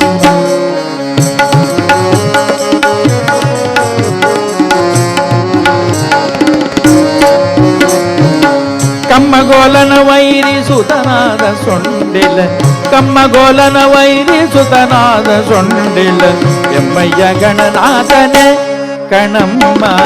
ನಮ್ಮಮ್ಮ ಶಾರದೆ ಉಮಾ ಮಹೇಶ್ವರಿ, ನಿಮ್ಮೊಳಗೆ ನೀವು ಯಾರಮ್ಮ ಯಾರಮ್ಮ ಯಾರಮ್ಮ. ಇದು ಕನಕದಾಸರು ಬಹಳ ಸುಂದರವಾಗಿ ಅಂದರೆ, ಮೋರೆ ಕಪ್ಪಿನ ಭಾವ ಮೊರದಗಲದ ಕಿವಿ ಅವನಿಗುಂಟು, ಕೋರೆದಾಡೆಯ ನೀವನ್ಯಾರಮ್ಮ. ಉಮಾಮಹೇಶ್ವರಿ ಸರಸ್ವತಿ ಅವರ ಒಟ್ಟಿಗೆ ಎಲ್ಲ ಕೂತ್ಕೊಂಡಿರುವ ನೀವು ಯಾರು ಅಂತ ಪ್ರಶ್ನೆ ಮಾಡೋದರ ಮೂಲಕ ಗಣಪತಿಯ ವರ್ಣನೆ ಮಾಡಿದ್ದಾರೆ ಅಲ್ವಾ. ಕಮ್ಮಗೋಲನ ವೈರಿ, ಕಮ್ಮಗೋಲ ಅಂತ ಹೇಳಿದ್ರೆ ಮನ್ಮಥ, ಮನ್ಮಥನ ವೈರಿ ಯಾರು? ಶಿವ. ಅವನ ಸುತನಾದಂಥ ಸೊಂಡಿಲಿನ ಎಮ್ಮಯ್ಯ ಗಣನಾಥನೇ ಕಣಮ್ಮ. ನಮ್ಮಮ್ಮ ಶಾರದೆ ಉಮಾಮಹೇಶ್ವರಿ. ಪಾರ್ವತಿ ಹತ್ರ ಕೇಳ್ತಾರೆ. ಈ ಪ್ರಶ್ನೆಯನ್ನು ದಾಸಾಗ್ರಗಣ್ಯರು ಮಾಡಿದ್ದಾರೆ. ಆ ಮೂಲಕವಾಗಿ ಅಂಥ ಒಂದು ಕೀರ್ತನೆ ಬರಲಿಕ್ಕೆ ಕಾರಣೀಭೂತನಾಗಿ ಒಂದು ದಾಡೆಯನ್ನು ತುಂಡರಿಸಲ್ಪಟ್ಟಿದ್ದಾನೆ. ಹಾಗಾದರೆ ಈ ಶಾಪಾನುಗ್ರಹದಿಂದ ಈ ಅಪವಾದ ಬರ್ತದೆ ಅಂಥೇಳಿ ಇಲ್ಲಿಗೆ ಅದನ್ನು ಜಗತ್ತಿಗೆ ತೋರಿಸುವುದು ಹೇಗೆ ಅಂತೇಳಿ ಕೃಷ್ಣಾವತಾರದ ಸಂದರ್ಭದಲ್ಲಿ ಶ್ರೀಕೃಷ್ಣ ರುಕ್ಮಿಣಿ ವಿಹಾರಕ್ಕೆ ಹೋಗುವಾಗ ಚೌತಿಯ ದಿನ, ಅದು ಹುಟ್ಟುಹಬ್ಬ, ಹೀಗೆ ನೋಡ್ತಾರಂತೆ ಚಂದ್ರನನ್ನು. ಹಗಲಿಗೂ ಕಾಣ್ತಾನೆ ಒಮ್ಮೊಮ್ಮೆ ಚಂದ್ರ, ರಾತ್ರಿಗೂ ಕಾಣ್ತಾನೆ ಸರಿಯಾಗಿ. ಅಂಥ ರೀತಿಯಲ್ಲಿ ನೋಡಿದ ಕೂಡಲೇ ಅಯ್ಯೋ ಅಂತ ಹೇಳಿದಳು. ಇವತ್ತು ನೋಡಿಬಿಟ್ರಾ, ಇವತ್ತು ಚಂದ್ರನ ನೋಡಿಬಿಟ್ರಾ? ಜ್ಯೋತಿಷ್ಯದ ಬಗ್ಗೆ ಎಲ್ಲ ಸ್ವಲ್ಪ ಕೆಲವರಿಗೆ ವೈಬ್ರೇಷನ್ ಇರ್ತದೆ, ಭಯ. ಇವತ್ತು ನೋಡಬೇಕಲ್ಲ ಟಿ ವಿಯಲ್ಲಿ 7 ಗಂಟೆಗೊಬ್ಬ ಜ್ಯೋತಿಷ್ಯ ಬರ್ತಾನೆ. ಅವ ಉತ್ತರ ದಿಕ್ಕಿನಲ್ಲಿ ಕನ್ನಡಿ ಇಡಬಾರ್ದು, ಅದನ್ನು ಪೂರ್ವ ದಿಕ್ಕಿಗೆ ಇಡಬೇಕಂತ ಹೇಳ್ದ. ಆಮೇಲೆ 7ವರೆಗೆ ಇನ್ನೊಂದು ಜ್ಯೋತಿಷ್ಯ ಮತ್ತೊಂದು ಟಿ ವಿಯಲ್ಲಿ ಅವ ಹೇಳ್ತಾನೆ ಪೂರ್ವದಲ್ಲಿ ಅಲ್ಲ ದಕ್ಷಿಣದಲ್ಲಿ ಇಡಬೇಕು ಕನ್ನಡಿ ಅಂತ. ತೆಗೆದಿಡುದು ಹೆಂಗಸರು. ಅದನ್ನು ಕೇಳಿ ಮನೆಯವರು ಹೇಳಿದ್ದು ಕೇಳುವುದಿಲ್ಲ, ಯಜಮಾನ ಹೇಳಿದ್ದು, ಜ್ಯೋತಿಷ್ಯ ಹೇಳಿದ್ದು ಕೇಳುವುದು. ಆ ಕನ್ನಡಿ ಅಲ್ಪೊಪ್ಪೆರೆ ಬಲ್ಲಿಗೆ ಮುಳ್ಪದಿ ಓಡಿಗೆ ಅಂತೇಳಿ. ಆಯ್ತಲ್ಲ, ಆ ರೀತಿಯೆಲ್ಲ ಆಯ್ತು. ಮತ್ತೊಬ್ಬ 7ವರೆಗೆ ಮತ್ತೊಬ್ಬ ಬಂದ, ಅವನು 8 ಗಂಟೆ ಅವನು ಮತ್ತೊಬ್ಬ ಹೇಳ್ದ, ಅದು ದಕ್ಷಿಣದಲ್ಲಿ ಇಡಬಾರ್ದು, ಅದು ಮತ್ತೊಂದು ಕಡೆಯಲ್ಲಿ ಪಶ್ಚಿಮದಲ್ಲಿ ಇಡಬೇಕು ಅಂತ. ಹಾಗೆ ಪೂರ್ವ, ಪಶ್ಚಿಮ, ಉತ್ತರ, ದಕ್ಷಿಣ, ವಾಯುವ್ಯ, ಈಶಾನ್ಯ, ನೈಋತ್ಯ, ಆಗ್ನೇಯ 8 ದಿಕ್ಕಿಗೂ ಕೂಡ ತೆಗ್ದು ಇಟ್ಟಾಯ್ತು. ಕಡೆಗೆ ಅದು ಕೆಳಗೆ ಬಿದ್ದು ಪುಡಿ ಪುಡಿ ಆಯಿತು. ಎಷ್ಟು ಆಣಿ ಬಡಿಯುವುದು ಗೋಡೆಗೆ. ಹಾಗಾಗಿ ಇಂಥ ರೀತಿಯಲ್ಲಿ ಎಷ್ಟೋ ಬದಲಾವಣೆಗಳನ್ನು ಜ್ಯೋತಿಷ್ಯರ ಮೇಲೆ ಅದನ್ನು ನೋಡಿಕೊಂಡು ಹೋಗುವವರು ಇವತ್ತಿದ್ದಾರೆ. ಹಾಗಾಗಿ ಏನೋ ಇರಲಿ, ಆ ಶಾಪಾನುಗ್ರಹವನ್ನು ಜಗತ್ತಿಗೆ ತೋರಿಸುವುದು ಹೇಗೆ ಅಂತೇಳಿ ಶ್ರೀಕೃಷ್ಣ ತನ್ನ ಲೀಲೆಯನ್ನು ಆಲೋಚನೆ ಮಾಡ್ತಾನೆ. ಮಾಡಿ ಹಾಗೆ ಇತ್ತು. ಅಯ್ಯೋ ದೇವರೇ, ನಿಮಗೆ ಅಪವಾದ ಬರ್ತದೇನೋ ಅಂತ ಹೆಂಡತಿ ಕೂಡ ಹೇಳಿದಳು. ಇದೆ ಅಪವಾದ ಬಂದಾಗಲ್ವ ಅದು ನಾನು ನೋಡ್ತೇನೆ ಅಂತೇಳಿ ಶ್ರೀಕೃಷ್ಣ ಹೆಂಡತಿ ರುಕ್ಮಿಣಿಯನ್ನು ಸಮಾಧಾನ ಮಾಡಿದ್ದಾನೆ. ಆಮೇಲೆ ಕಾಲಕ್ರಮೇಣವಾಗಿ ಒಂದು ಕಥೆ ನಡೀತದೆ. ಬಹಳ ವಿಶೇಷವಾಗಿ ವೃಂದಾವನ ರಾಜ್ಯಾಧಿಕಾರಿಯಾಗಿರ್ತಕ್ಕಂಥ ಸತ್ರಾಜಿತನು ಒಮ್ಮೆ ದ್ವಾರಕೆಗೆ ಬರ್ತಾ ಇದ್ದಾನೆ. ಆ ಕೃಷ್ಣನಲ್ಲಿಗೆ ಬರುವಂಥ ಈ ಸಂದರ್ಭಕ್ಕೆ ಒಂದು ಅವಕಾಶದಲ್ಲಿ ಒಂದು ಬರ್ತಾ ಇದ್ದಾನೆ. ಬರುವಾಗ ಏನಾಗಿದೆ, ವೈಭವದಿಂದ ಬರ್ತಾನೆ, ಯಾವ ಆಶ್ಚರ್ಯದಿಂದ ಬರ್ತಾನೆ ಅಂತ ಹೇಳಿದ್ರೆ, ಸತ್ರಾಜಿತ ಶುಭ ನಾಮ ಸೂರ್ಯೋಪಾಸಕ ಅವಸುಕ್ಷೇಮ.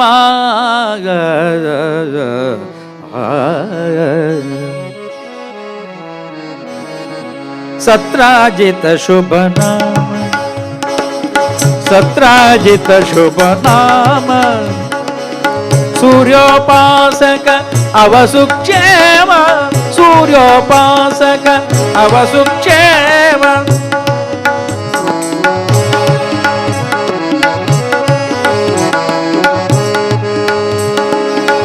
ಮಣಿಷಮಂತಕ ಪಡೆದಿಹ ಮಹಿಮಾ, ಮಣಿಷಮಂತಕ ಪಡೆದಿಹ ಮಹಿಮಾ.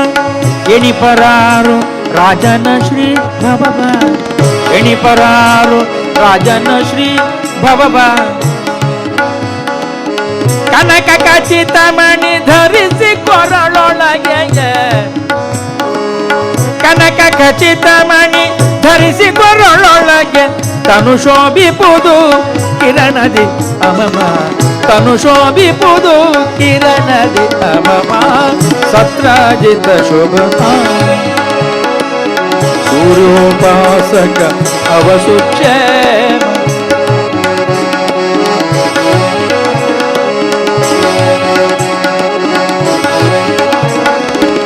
ಅಂದದ ದ್ವಾರಾವತಿಗೆ ಬರಲವನು, ಅಂದದ ದ್ವಾರಾವತಿಗೆ ಬರಲವನು. ಚಂದತಿ ಸ್ವಾಗತ ಗೈದ ಮುಕುಂದ,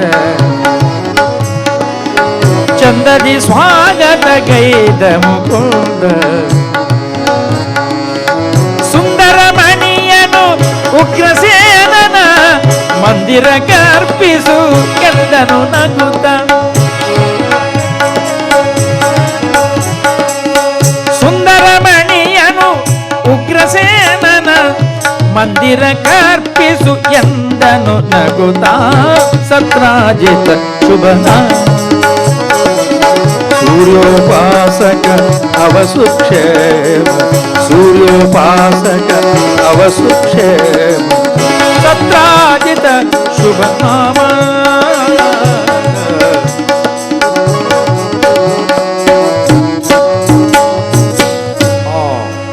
ಸತ್ರಾಜಿತನೆಂಬಂಥ ಒಬ್ಬ ರಾಜ ಒಳಗೊಳಗ ಸಂಬಂಧಿಗಳು ಆಗಿದ್ದಿರಂಥ ಒಂದು ವಿಶೇಷತೆಯಲ್ಲಿ ಒಂದು ದಿನ ದ್ವಾರಕಾ ನಗರಕ್ಕೆ ಅಲ್ಲಿ ವಿಶೇಷವಾಗಿ ಶ್ರೀಕೃಷ್ಣನನ್ನು ಕಾಣಲಿಕ್ಕೆ ಬರ್ತಾನೆ. ಬರುವಾಗ ಏನು ಆಶ್ಚರ್ಯ, ಬಹಳ ಒಂದು ಕನಕ ಖಚಿತ ಮಣಿ ಧರಿಸಿ ಕೊರಳೊಳು ಬಂದಿದ್ದಾನೆ. ಕನಕ ಖಚಿತವಾದಂಥ ಮಣಿಯನ್ನು ಧರಿಸಿಕೊಂಡು ಬಂದಿದ್ದಾನೆ. ಅದು ಯಾವುದು ಮಣಿಯಪ್ಪ?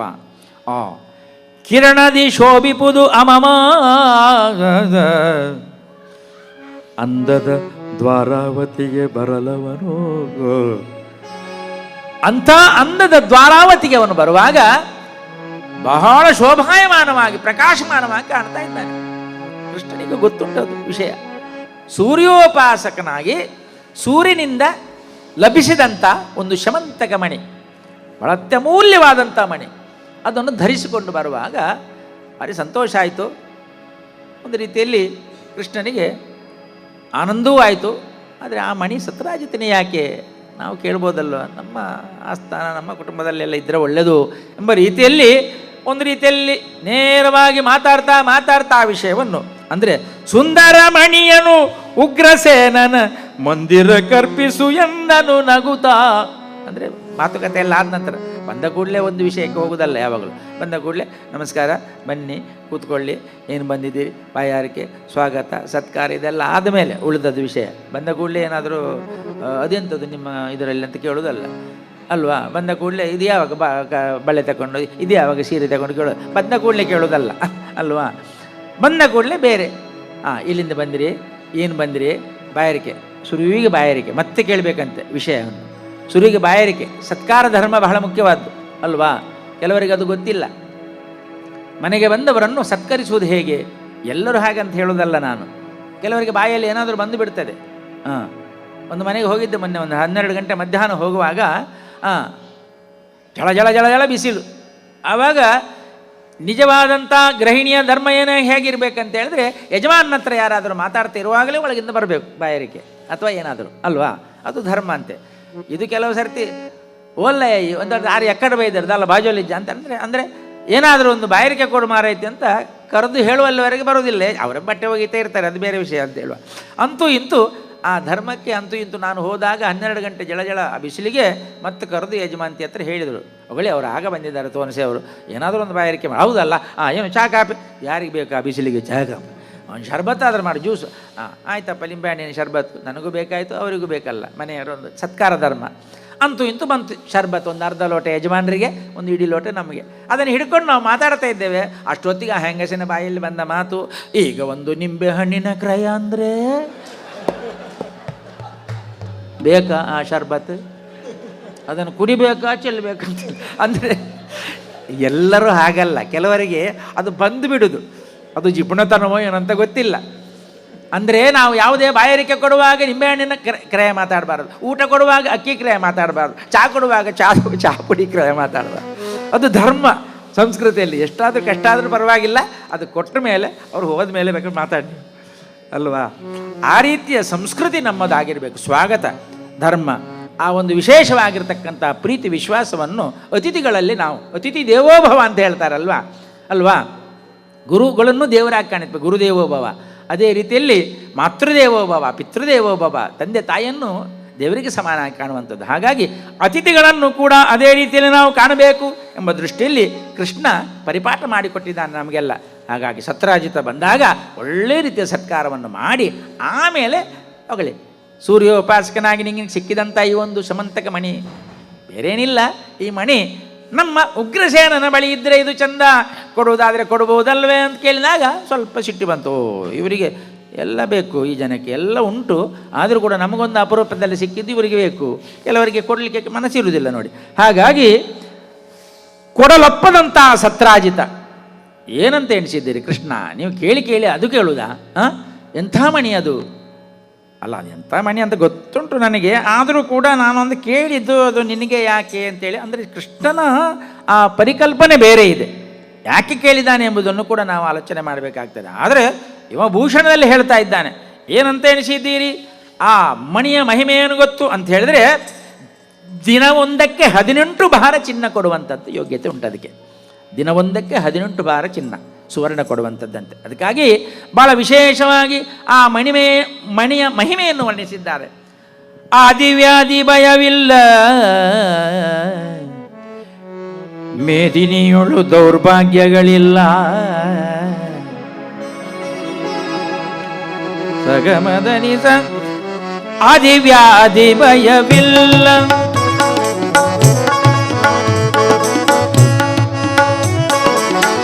ಆದಿವ್ಯಾಧಿ ಭಯವಿಲ್ಲ, ಮೇದಿನಿಯೊಳು ದೌರ್ಭಾಗ್ಯಗಳಿಲ್ಲ, ಮೇದಿನಿಯೊಳು ದೌರ್ಭಾಗ್ಯಗಳಿಲ್ಲ, ಆದಿವ್ಯಾಧಿ ಭಯವಿಲ್ಲ.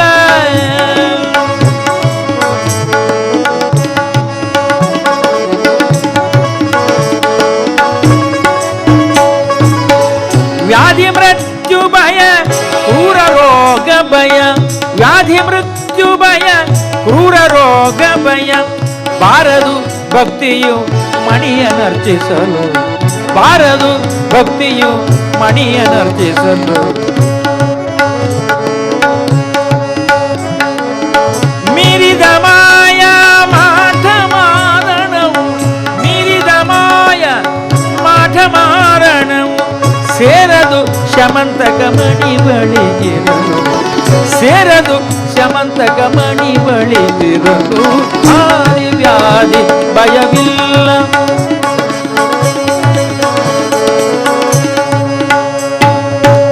ಮೇದಿನಿಯೊಳು ದೌರ್ಭಾಗ್ಯಗಳಿಲ್ಲ, ಈ ಮೇದಿನಿಯಲ್ಲಿ ದೌರ್ಭಾಗ್ಯವಿಲ್ಲ. ಆ ಮನೆಯಲ್ಲಿದೆ, ಆ ಮಣಿ ಊರಿನಲ್ಲಿದ್ರೆ ಆದಿ ವ್ಯಾಧಿ ಯಾವುದೇ ವಿಷಯದಲ್ಲಿ ರೋಗ ರುಜಿನಗಳು ಬರಲಿಕ್ಕೆ ಸಾಧ್ಯವಿಲ್ಲ ಅಂತ ಪವಿತ್ರವಾಗಿರ್ತಕ್ಕಂಥ ಮಣಿ ಅಂತ.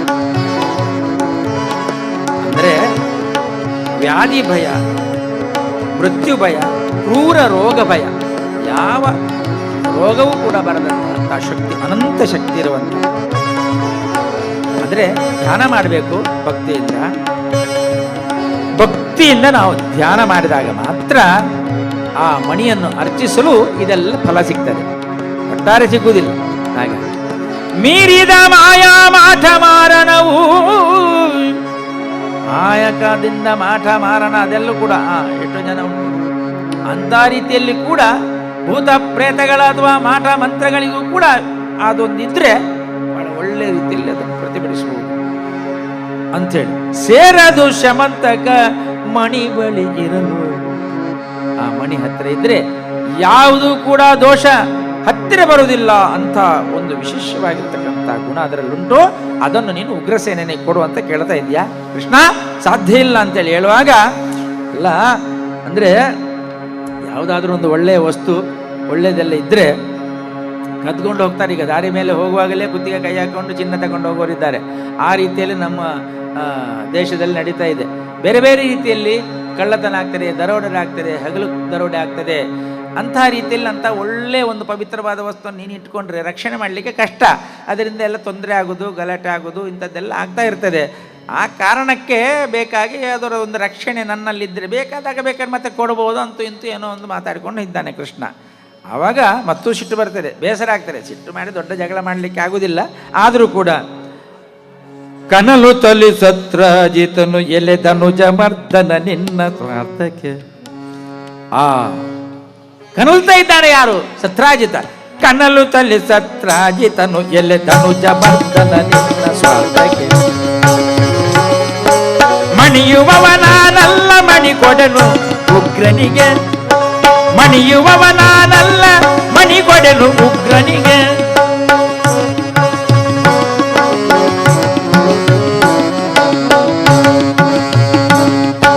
ದಣಿವು ಹಸಿವು ತ್ರಸಗಳಿಲ್ಲವು ಮಣಿಯಿರಲು ಗ್ರಹದೊಳಗೆ. ನಾ ದಿನ ಮಣಿಯ ಮೆಚ್ಚಿಸಿ ಪಡೆದ ಈ ಮಣಿಯ ಕೊಡನು ದಿಟವು.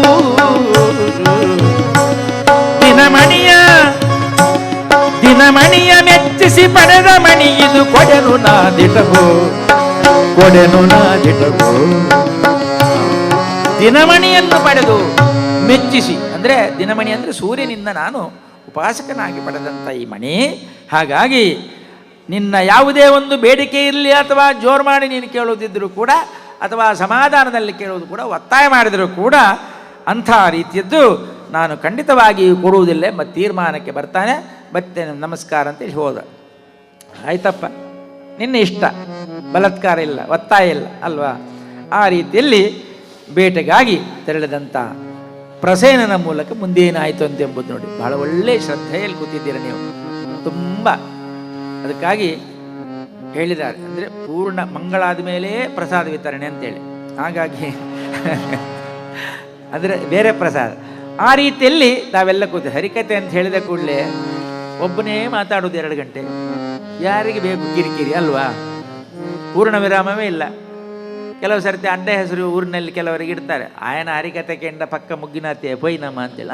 ಅಂದರೆ ಅಡ್ಡ ಹೆಸರು ಇಡ್ತಾರೆ ಕೆಲವರಿಗೆ, ಪಿರಿಪಿರಿ ಮಾತಾಡುವವರಿಗೆ. ಅಂದರೆ ಯಾವಾಗಲೂ ಕಿರಿಕಿರಿ ಮಾತಾಡುವವರಿಗೆ ಹರಿದಾಸ ಒಂದು ಅಡ್ಡ ಹೆಸರು ಇರ್ತದೆ. ಅದಲ್ಲ, ಹರಿದಾಸರು ಅಂತ ಹೇಳಿದ್ರೆ ಅದು ಬೇರೆ ರೀತಿಯಲ್ಲಿ, ಭಾಳ ಒಳ್ಳೆ ರೀತಿಯಲ್ಲಿ ಭಕ್ತಿಯಿಂದ ಕೂತಿದ್ದೀರಿ ನೀವು ಅಂತ ಹೇಳಿದರೆ ಜನ ಕೂಡ ಹಾಗೆ. ಈ ಸಭಾಂಗಣಕ್ಕೆ ಎಷ್ಟು ಬೇಕೋ ಅಷ್ಟು, ಎಲ್ಲೂ ಇಷ್ಟು ಜನ ಸೇರುವುದಿಲ್ಲ, ಊರಿನಲ್ಲಿ ಹರಿಕತೆಗೆ ಸೇರುವುದಿಲ್ಲ. ಹಾಗಂತ ಹೇಳಬೇಡಿ ಊರಿಗೆ ಹೋಗಿ ಬರ್ತದೆ ನಾನು ಮರ್ಯಾದೆ ತೆಗೆದಿಲ್ಲ ಊರಿಂದ ಅಂತೇಳಿ. ಅಂಥ ರೀತಿಯಲ್ಲಿ ಒಳ್ಳೆಯ ರೀತಿಯಲ್ಲಿ ನೀವು ಸಭಾಂಗಣವನ್ನು ಸೇರಿದ್ದೀರಾ. ಕೆಲವೊಮ್ಮೆ ಬೇರೆ ಬೇರೆ ರೀತಿಯಲ್ಲಿ ಜನ ಆಗ್ತಾರೆ. ನಮ್ಮ ಊರಿನಲ್ಲಿ ಕಾರ್ಕಳದಲ್ಲಿ ಒಮ್ಮೆ ಏಪ್ರಿಲ್ 2ನೇ ವಾರದಲ್ಲಿ ಒಂದು ಸರ್ತಿ ಹರಿಕತೆ ಆಗಿತ್ತು. ಏಪ್ರಿಲ್ 2ನೇ ವಾರದಲ್ಲಿ ಹರಿಕತೆ ಆಗುವಾಗ ಕಾರ್ಕಳದ ಭಜನಾ ಮಂದಿರದಲ್ಲಿ ಒಂದು 300 ಜನ ಕೂತ್ಕೊಳ್ಳೋ ಒಂದು ಸಣ್ಣ ಸಭಾಂಗಣ. ಆ ಸಭಾಂಗಣದಲ್ಲಿ ಗಂಟೆಗೆ ಸರಿಯಾಗಿ ಶುರುವಾಗೋದಿಲ್ಲ, ಒಂದು 25 ಜನ ಬಂದಿದ್ದಾರೆ. ಅಧ್ಯಕ್ಷರು ಹೇಳಿದರು ಶುರು ಮಾಡಿ. ಅಲ್ಲ ಜನ ಸ್ವಲ್ಪ ಇಲ್ಲ ತೊಂದರೆ ಇಲ್ಲ, ಮತ್ತೆ ಬರ್ತಾರೆ, ಅದು ನೀವು ಶುರು ಮಾಡಿ, ಈಗ ಟೈಮ್ ಆಯ್ತಲ್ಲ, ಅರ್ಧ ಗಂಟೆ ಜಾಸ್ತಿ ಆಯ್ತಲ್ಲ, ಶುರು ಮಾಡಿ ಅಂತ. ಶುರು ಮಾಡಿದೆ ನಾವು. ಶುರು ಮಾಡಿದಾಗ ಸಾಧಾರಣ ಒಂದು 50 ಜನ ಇದ್ದರು. ಮತ್ತೆ ಶುರು ಮಾಡುವಾಗ ಪ್ರಾರ್ಥನೆ ಪೀಠಿಕೆ ಆಗಿ ಕತೆ ಶುರು ಮಾಡುವಾಗ ಸಾಧಾರಣ 300 ಜನವೂ ಒಳಗೆ ಬಂತು. ಬಹಳ ಖುಷಿಯಾಯಿತು ನನಗೆ. ಕಡೆಗೆ ನಾನು ಹೇಳಿದೆ ಅಧ್ಯಕ್ಷರ ಹತ್ರ, ನಿಮ್ಮ ಊರಿನಲ್ಲಿ ಈ ಹರಿಕತೆ ಕೇಳಲಿಕ್ಕೂ ಇಷ್ಟು ಇಂಟ್ರೆಸ್ಟ್ ಉಂಟಲ್ಲ ಅಧ್ಯಕ್ಷರೇ ಅಂತ ಕೇಳಿದೆ. ಇಂಟ್ರೆಸ್ಟ್ ಕರ್ಮ ಮಾರಾಯ, ಮತ್ತೆ ಅಂಥದ್ದು ಸುರುವಿನ ಮಳೆ ಅಲ್ವಾ, ಯಾರು ಕೊಡೆ ತರಲಿಲ್ಲ, ಹಾಗಾಗಿ ಎಲ್ಲ ಒಳಗೆ ಬಂದರು.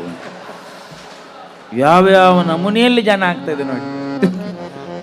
ಏಪ್ರಿಲ್ 2ನೇ ವಾರದಲ್ಲಿ ಸುರುವೆ ಮಳೆ ಬರೋದು, ಯಾವಾಗ ಕೊಡೆ ಇರುವುದಿಲ್ಲ. ಅದು 4 ಮೇ ಜೂನಿಗೆಲ್ಲ ಕೊಡೆ ಹಿಡ್ಕೊಂಡು ತಿರುಗ್ತಾರೆ ನಮ್ಮ ಊರಿನಲ್ಲಿ. ಸುರು ಏಪ್ರಿಲ್ ಮೇಗೆ ಕೊಡೆ ಹಿಡ್ಕೊಳ್ಳೋದಿಲ್ಲ, ಮಳೆ ಬಂದರೆ ಪ್ರಾಬ್ಲಮೇ ಸ್ವಲ್ಪ. ಅಂಥ ರೀತಿಯಲ್ಲಿ ಅವರು ಹೇಳ್ತಾರೆ. ಅಂತೂ ಹಾಗಾದರೆ ಅವರು ಹರಿಕತೆಗಾಗಿ ಒಳಗೆ ಬಂದು ಕೂತವರಲ್ಲ, ಮಳೆದಿಗಾಗಿ ಬಂದು ಕೂತವರು. ಆದರೆ ಇಲ್ಲಿ ಹಾಗೆಯ ಭಾಳ ಭಕ್ತಿಯಿಂದ ಶ್ರದ್ಧೆಯಿಂದ ಸಂಘದ ಮೇಲಿನ ಅಭಿಮಾನ, ಭಾರತದಿಂದ ಬಂದಂಥ ಕಲಾವಿದರಿಗೆ ಕೊಡಬೇಕಾದಂಥ ಗೌರವದಿಂದ ನೀವು ಕೂತಿದ್ದೀರ. ತುಂಬ ತುಂಬ ಪ್ರಣಾಮಗಳನ್ನು ನಾವು ಸಲ್ಲಿಸ್ತಾ ಇದ್ದೇವೆ. ಹಾಗಾಗಿ ಹಿಂದೆ ಬಂದಂಥ ಸತ್ರಾಜಿತನ ತಮ್ಮನಾಗಿರ್ತಕ್ಕಂಥ ಪ್ರಸೇನ ಒಂದು ದಿವಸ, ಯಾಕಂದರೆ ಪ್ರಸೇನ ಮಣಿಯನ್ನು ಹಿಡಿಬೋದು, ಯಾಕಂದರೆ ತಮ್ಮ ಕೃಷ್ಣನಿಗೆ ಕೊಡಲಿಲ್ಲ ಅಂತ ಹೇಳಿದ್ರೆ ಅವನ ಮನೆಯಲ್ಲಿ, ಇದು ಅವನ ಮನೆಯದ್ದಲ್ವಾ. ಈಗ ಅಣ್ಣ ತಮ್ಮಂದಿರ ಅಂತ ಹೇಳಿದ್ರೆ ಅಣ್ಣ ತಕೊಂಡು ಬಂದ ಬೈಕನ್ನು ತಮ್ಮ ಹಿಡ್ಕೊಂಡು ಹೋಗೋದು ಉಂಟು ಒಮ್ಮೊಮ್ಮೆ ಅಲ್ವಾ, ತಮ್ಮನ ಬೈಕನ್ನು ಅಣ್ಣ ಹಿಡ್ಕೊಂಡು ಹೋಗಿ. ಅದೇ ರೀತಿಯಲ್ಲಿ ಆ ಸತ್ರಾಜಿತ ಪಡೆದಂಥ ಮಣಿಯಾದರೂ ಕೂಡ ಒಂದು ದಿನ ಬೇಟೆಗೆ ಹೋಗುವಂಥ ಯುವರಾಜ ಸತ್ರಾಜಿತ ಏನು ಮಾಡ್ತಾನೆ, ಆ ಮಣಿಯನ್ನು ಧರಿಸಿಕೊಂಡು ಬೇಟೆಗೆ ಹೋಗ್ತಾನೆ. ಬೇಟೆಯಾಡುವೆನೆಂದು ಅಶ್ವವನು ಏರಿಗೆ, ಬೇಟೆಯಾಡುವೆನೆಂದು ಅಶ್ವವನು ಏರಿ ಭೂಪಕ ಪ್ರಸೇನ ಮೃಗಕೂಟಗಳ ಸವರಿ.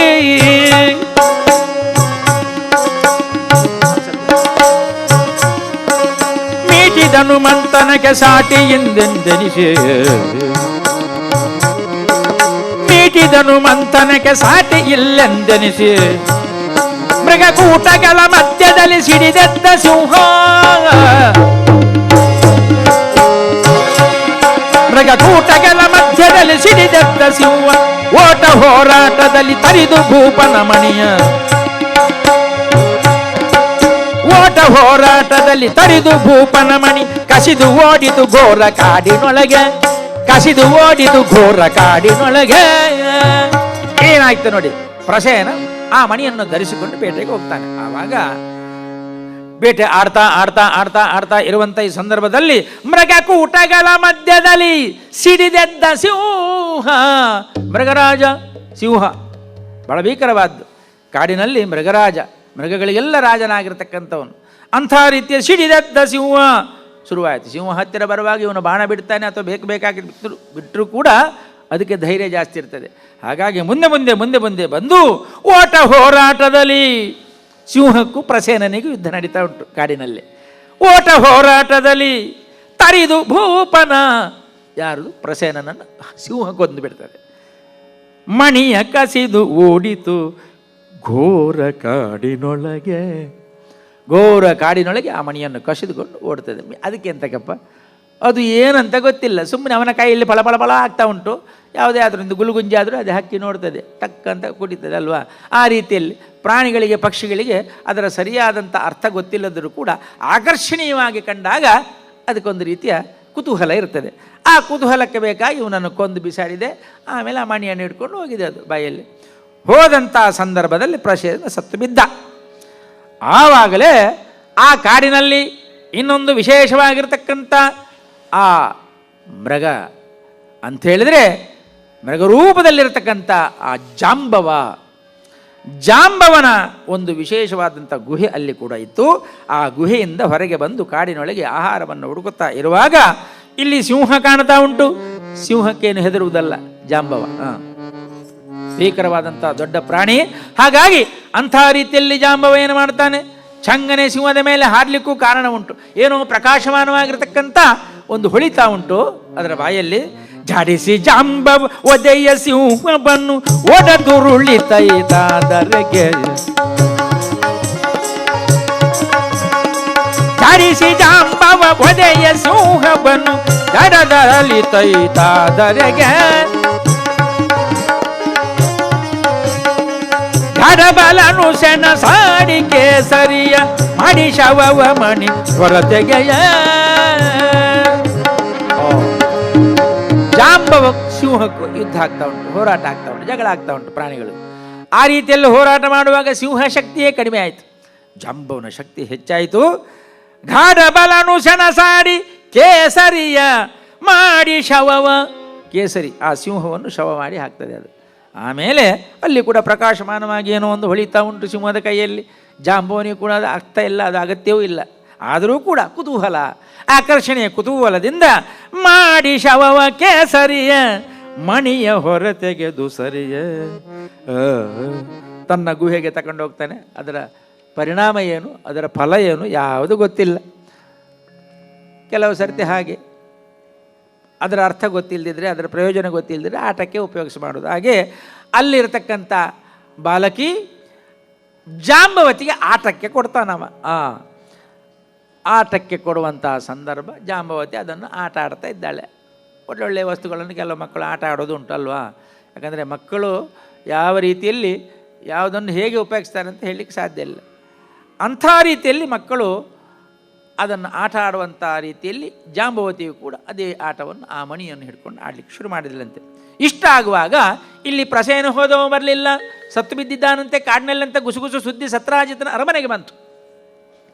ಅರಮನೆ ಬಂದಾಗ ಭಾಳ ಒಂದು ರೀತಿಯಲ್ಲಿ ಸರಿಯಪ್ಪ, ಪ್ರಸೇನ ಈ ರೀತಿಯಲ್ಲಿ ಸತ್ತು ಬೀಳಲಿಕ್ಕೇನು ಕಾರಣ, ಅವನ ಕೊರಳಲ್ಲಿ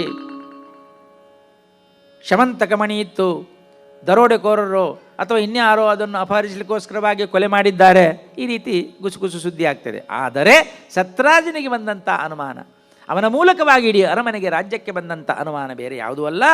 ನಾನು ಆ ದ್ವಾರಕಾ ನಗರಿಯಲ್ಲಿ ಕೃಷ್ಣನ ಬಳಿಗೆ ಹೋದಾಗ ಕೃಷ್ಣ ಅದನ್ನು ಕೇಳಿದ್ದು, ನಾನು ಕೊಡಲಿಕ್ಕೆ ಒಪ್ಪದಿದ್ದದ್ದು, ಆಮೇಲೆ ಒತ್ತಾಯ ಮಾಡಿದ್ದವ, ಆಮೇಲೂ ನಾನು ಕೊಡದಿದ್ದದ್ದು. ಹೊರಗೆ ಬಂದಾಗ ಈ ಮಣಿಯನ್ನು ನಾನು ಪಡೆಯಲೇಬೇಕೆಂಬ ರೀತಿಯಲ್ಲಿ ಪ್ರಸೇನನ ಬಳಿ ಇರುವಾಗ ಅವನನ್ನು ಕೊಂದು, ಅವನ ಕಡೆ ಜನ ಬಂದು ಅವನನ್ನು ಕೊಂದು ಯಾಕೆ ಕೊಂಡೋಗಬಾರದು, ಇದು ಅನುಮಾನ. ಈ ಅನುಮಾನದ ಅಪವಾದ ಶ್ರೀಹರಿಯ ಮೇಲೆ ಬಿತ್ತು.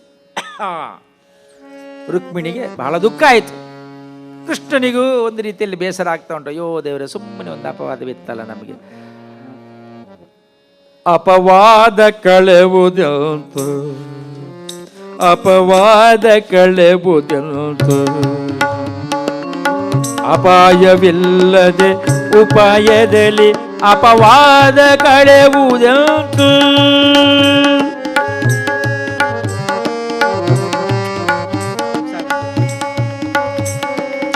ಅಪರಾಧಕ್ಕಿಂತ ಅಪವಾದವೇ ಹಿರಿದು,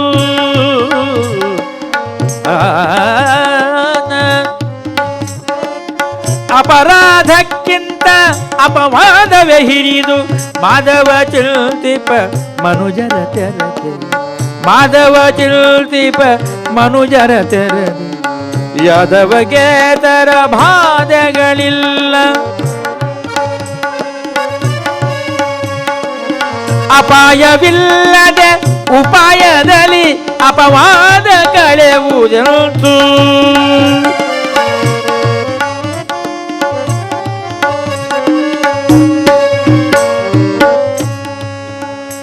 ಅಪವಾದ ಕಳೆವುದಂತು ಅಂದರೆ ಅಪರಾಧಕ್ಕಿಂತ ಅಪವಾದವೇ ಹಿರಿದು ಅಂತೇಳಿ ಭಾವಿಸಿದ್ದಾನೆ ಶ್ರೀಕೃಷ್ಣ.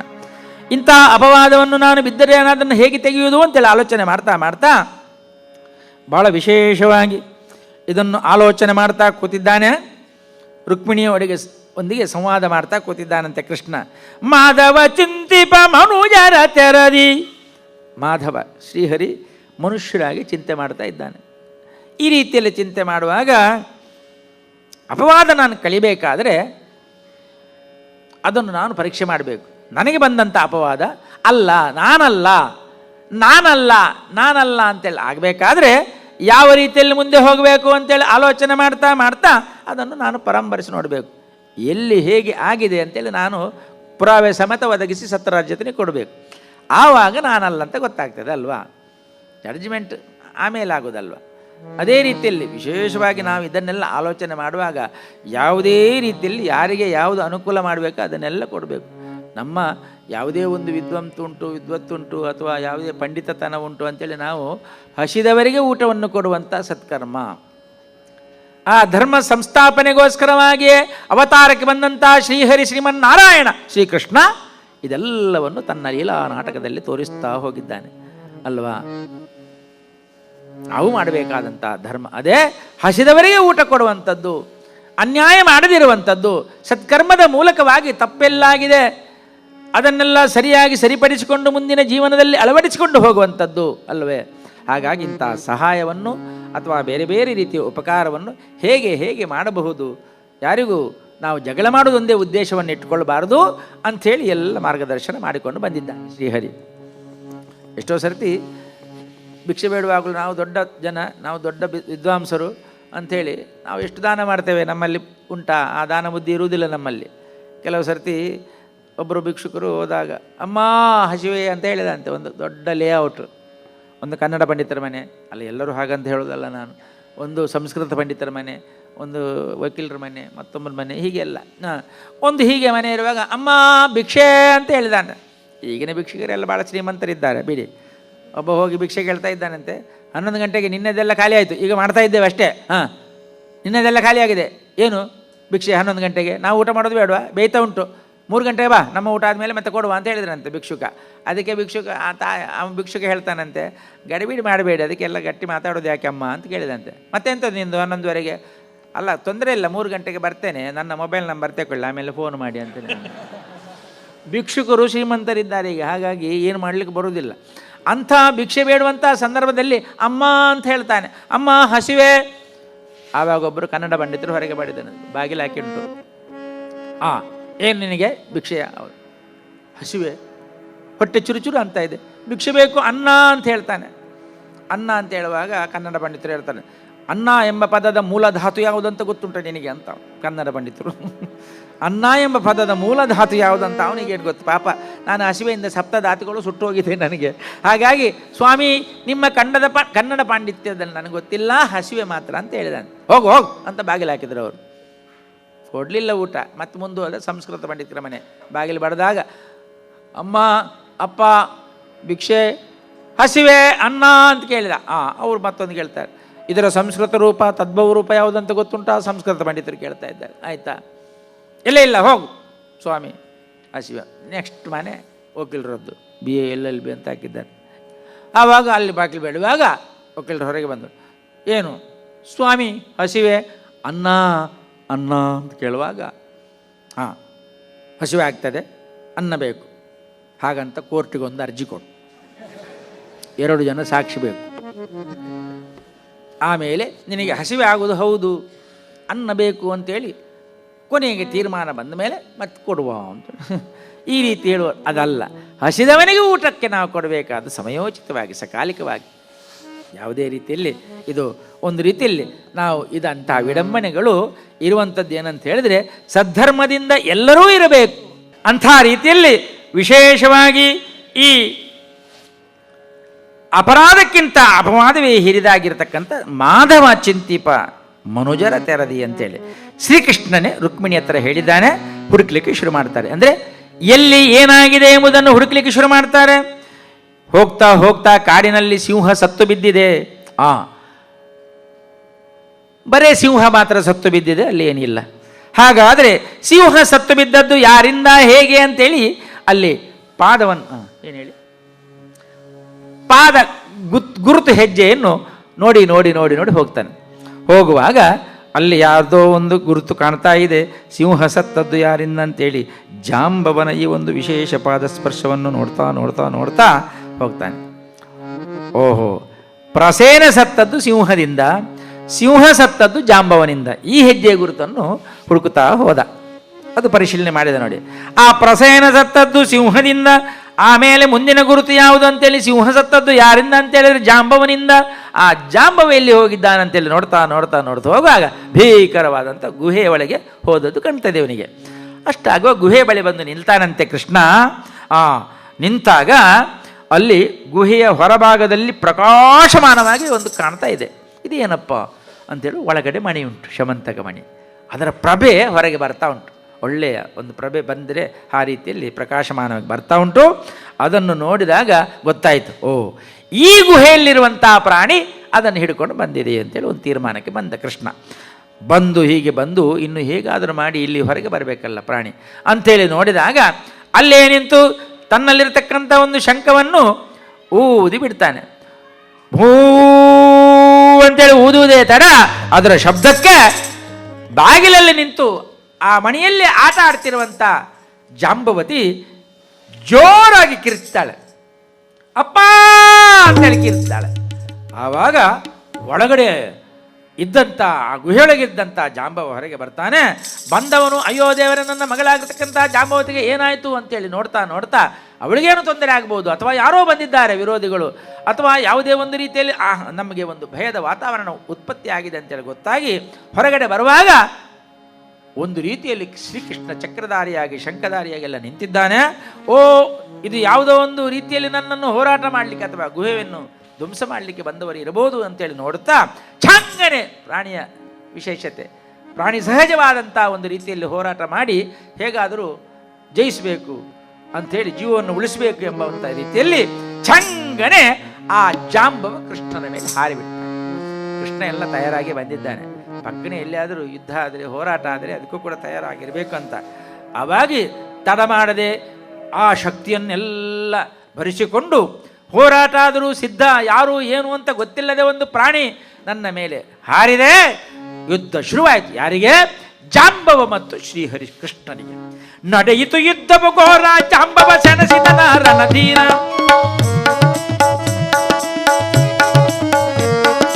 ನಡೆಯಿತು ಯುದ್ಧವು ಘೋರ, ಜಾಂಬವ ಸೆಣಸಿದನ ರಣಧೀರ. ಅಜಪಿತ ಅಜಸುತರಿಗೆ ನಿಜ ರಣವು, ಅಜಿತ ನಾಮ ಹರಿತಡೆಯಲು ಕ್ಷಣವು.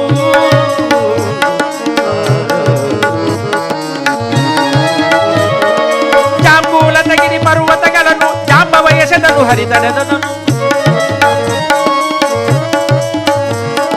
ರಾಮ ರಾಮ ಸ್ಮರಣೆಯ ಸಂಗ್ರಾಮ, ರಾಮಕೃಷ್ಣ ಜಯ ಸುರಸೋಮ. ನಡೆದುದು ರಣದಿನ 28, ತಡೆಯಲು ಮುಂದಾಗಲು ಯಾರುಂಟು. 28 ದಿವಸ ರಣ ನಡೆದ ಉಂಟಂತೆ. ನಡೆದುದು ರಣದಿನ 28, ತಡೆಯಲು ಮುಂದಾಗಲು ಯಾರುಂಟು. ಗುದ್ದಾಡಿದ ಅಚ್ಚುತ ರಕ್ತದಲ್ಲಿ ಒದ್ದಾಡಿದ ಜಾಂಬವಂತ ಹೊರಳಿ. ಕೃಷ್ಣನ ಮುಷ್ಟಿಯ ಹತಿಗೊರಗಿದನು, ವಿಷ್ಣು ನಾಮ ಪರೆಯೊಂದೊರಳಿದನು. ಹೊರ ರಘುನಂದನ ರಾವಣ ಮರ್ದನ, ಹೊರ ರಘುನಂದನ ರಾವಣ ಮರ್ದನ. ಜಯ ಜಯ ರಕ್ಷಿಸು ಜಾನಕಿ ರಮಣ, ಜಯ ಜಯ ರಕ್ಷಿಸು ಜಾನಕಿ ರಮಣ. ಜಾನಕಿ ರಮಣ.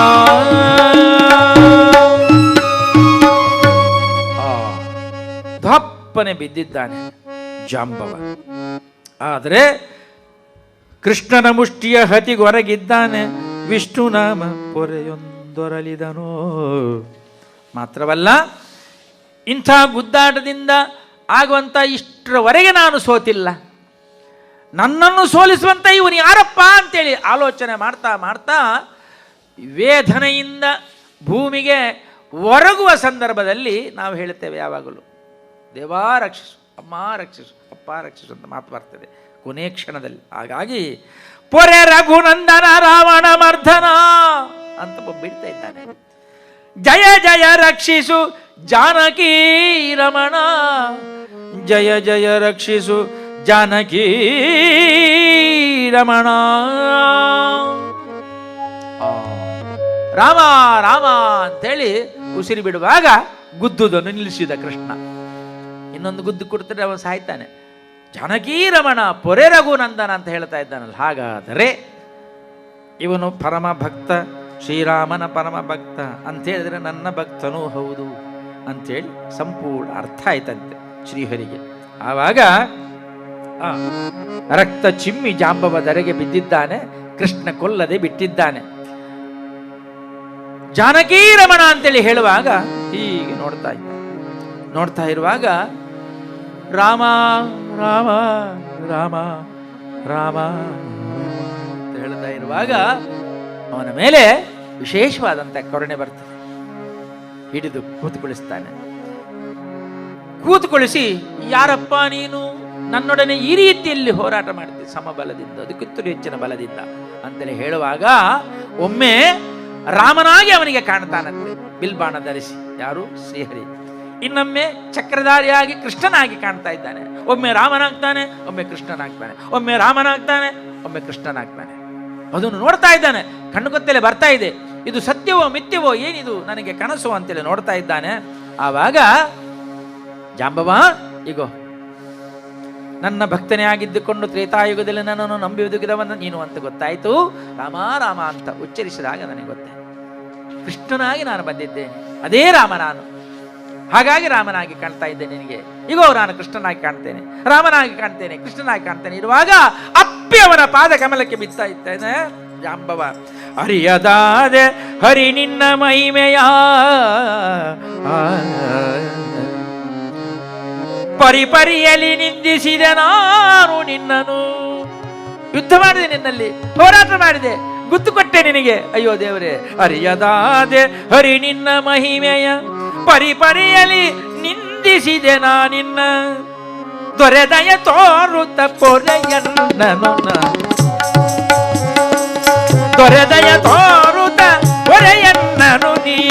ಕರುಣಿ ಕೃಷ್ಣ ಯಾದವ ಮಾಧವನೇ, ಕರುಣಿ ಕೃಷ್ಣ ಯಾದವ ಮಾಧವನೇ. ಕೃಷ್ಣ ರಾಮನಾದ, ಜಯ ಜಯ ರಾಮ ಕೃಷ್ಣನಾದ.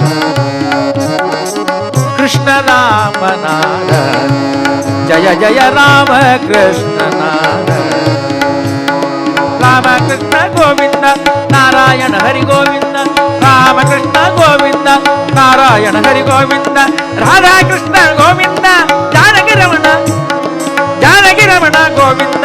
ಲಕ್ಷ್ಮೀ ರಮಣ ಗೋವಿಂದ, ಎಲ್ಲವೂ ಗೋವಿಂದ. ಗೋವಿಂದ ಹರಿ ಗೋವಿಂದ, ಗೋವಿಂದ ಹರಿ ಗೋವಿಂದ, ಗೋವಿಂದ ಹರಿ ಗೋವಿಂದ. ಲಕ್ಷ್ಮೀ ರಮಣ ಗೋವಿಂದ, ಗೋವಿಂದ. ಈ ರೀತಿಯಲ್ಲಿ ರಾಮನಾಗಿ ಕೃಷ್ಣನಾಗಿ ಕಾಣುವಾಗ ಅರಿಯದಾದೆ ಹರಿ ನಿನ್ನ ಮಹಿಮೆಯ. ಹರಿಯ ಮಹಿಮೆಯನ್ನು ಅರಿಲಿಕ್ಕೆ ಯಾರಿಂದ ಸಾಧ್ಯ ಇದೆ? ಹಾಗಾಗಿ ಇಂಥ ಮಹಿಮೆಯನ್ನು ತೋರಿದಂಥ ನೀನು ಧೀಮಂತ. ರಾಮನಾಗಿ ಕಂಡೆ ನಾನು, ಕೃಷ್ಣನಾಗಿ ಕಂಡೆ ನೀನೇ. ಅಯ್ಯೋ ದೇವರೇ, ನೋಡುವಂಥ ಸೌಭಾಗ್ಯ ನನಗೂ ಕೂಡ ಬೇಕಿತ್ತು ಈ ದ್ವಾಪರ ಯುಗದಲ್ಲಿ. ಹಾಗಾಗಿ ಖಂಡಿತವಾಗಿ ನೀನು ಲಭಿಸಿದೆ ನನಗೆ, ಬೇರೆ ಏನೂ ಅಲ್ಲ. ಜಾಂಬವ ತಡ ಮಾಡಲಿಲ್ಲ. ನೀನು ಬಂದದ್ದು ಯಾಕೆ, ಹೋರಾಟ ಮಾಡಲಿಕ್ಕೆ ನಿಂತದ್ದು ಯಾಕೆ ಅಂತ ಕೇಳುವಾಗ ಏನಿಲ್ಲ ಮಾರಾಯ, ಬೇರೆ ಏನಲ್ಲ, ಹೀಗೀಗಾಯ್ತು, ಹೀಗೀಗಾಯ್ತು, ಹೀಗೀಗಾಯ್ತು ಎಲ್ಲ ಅಲ್ವಾ. ಮತ್ತೆ ಪುನಃ ಹೇಳಬೇಕಂತಿಲ್ಲ, ತೋರಿಸ್ತಾರಲ್ಲ, ಇನ್ನೊಮ್ಮೆ ಹೇಳುವಾಗ ತಕಪ ಮಾಡಿ ಅಂದರೆ ಅದು ಒಮ್ಮೆ ಹೇಳಿದ್ದಾನೆ, ಇನ್ನೊಮ್ಮೆ ಹೇಳಿದಾಗ ಅದು ಜೋರಾಗಿ ತ್ವರಿತಗತಿಯಲ್ಲಿ ತೋರಿಸುವಂಥದ್ದು. ಹಾಗಾಗಿ ಇಂಥ ರೀತಿಯಲ್ಲಿ ಆ ಶಮಂತಕ ಮಣಿಯನ್ನು ನಾನು ಕೇಳಿದ್ದು, ಶತ್ರಾಜಿತ ಕೊಡದಿದ್ದದ್ದು, ಪ್ರಸೇನ ಬೇಟೆಗೆ ತಗೊಂಡೋದ್ದು, ಪ್ರಸೇನನನ್ನು ಸಿಂಹ ಕೊಂದದ್ದು, ಸಿಂಹವನ್ನು ಜಾಂಬವ ಕೊಂದದ್ದು, ಆ ಮಣಿಯನ್ನು ತಂದು ನೀ ಗುಹೆಯಲ್ಲಿ ಇಟ್ಟದ್ದು. ಅದು ನನಗೆ ಅಪವಾದ ಬಂದದ್ದರಿಂದ ನಿನ್ನ ಈ ಮಣಿಯನ್ನು ಹುಡುಕೊಂಡು ಬಂದದ್ದು. ನಿನ್ನನ್ನು ಕೊಲ್ಲಬೇಕು ಅಥವಾ ನಿನಗೆ ಪೆಟ್ಟು ಕೊಡಬೇಕಂತ ನಾನು ಬಂದದ್ದಲ್ಲ ಅಂತ. ಕೃಷ್ಣ, ಹೌದಾ? ಓಹೋ, ನಿನ್ನ ಮಹಿಮೆಯನ್ನು ಅರಿಯದೆ ನಿನ್ನ ದರ್ಶನವಾಗಿ ನನಗೆ ಆಯ್ತಲ್ವ. ಕೃಷ್ಣ ಕೃಷ್ಣ ಕೃಷ್ಣ ಕೃಷ್ಣ ಕೃಷ್ಣ ಕೃಷ್ಣ ಕೃಷ್ಣ ಅಂತೇಳಿ ಪಾದಕಮಲದಲ್ಲಿ ರಾಮ ಕೃಷ್ಣ ಅಂತೇಳಿ ಭಕ್ತಿಯಿಂದ ಹೊರಳಾಡ್ತಾ ಇದ್ದಾನೆ. ಅವನ ದೇಹವನ್ನು ತಡವರಿಸಿದ್ದ ತಡ ಪೆಟ್ಟು ಬಿದ್ದದ್ದೆಲ್ಲ ನೋವು ಹೋಗಿದೆ. ಶ್ರೀಹರಿ ಭಗವಂತ ಅಲ್ಲಿದ್ದಾನೆ.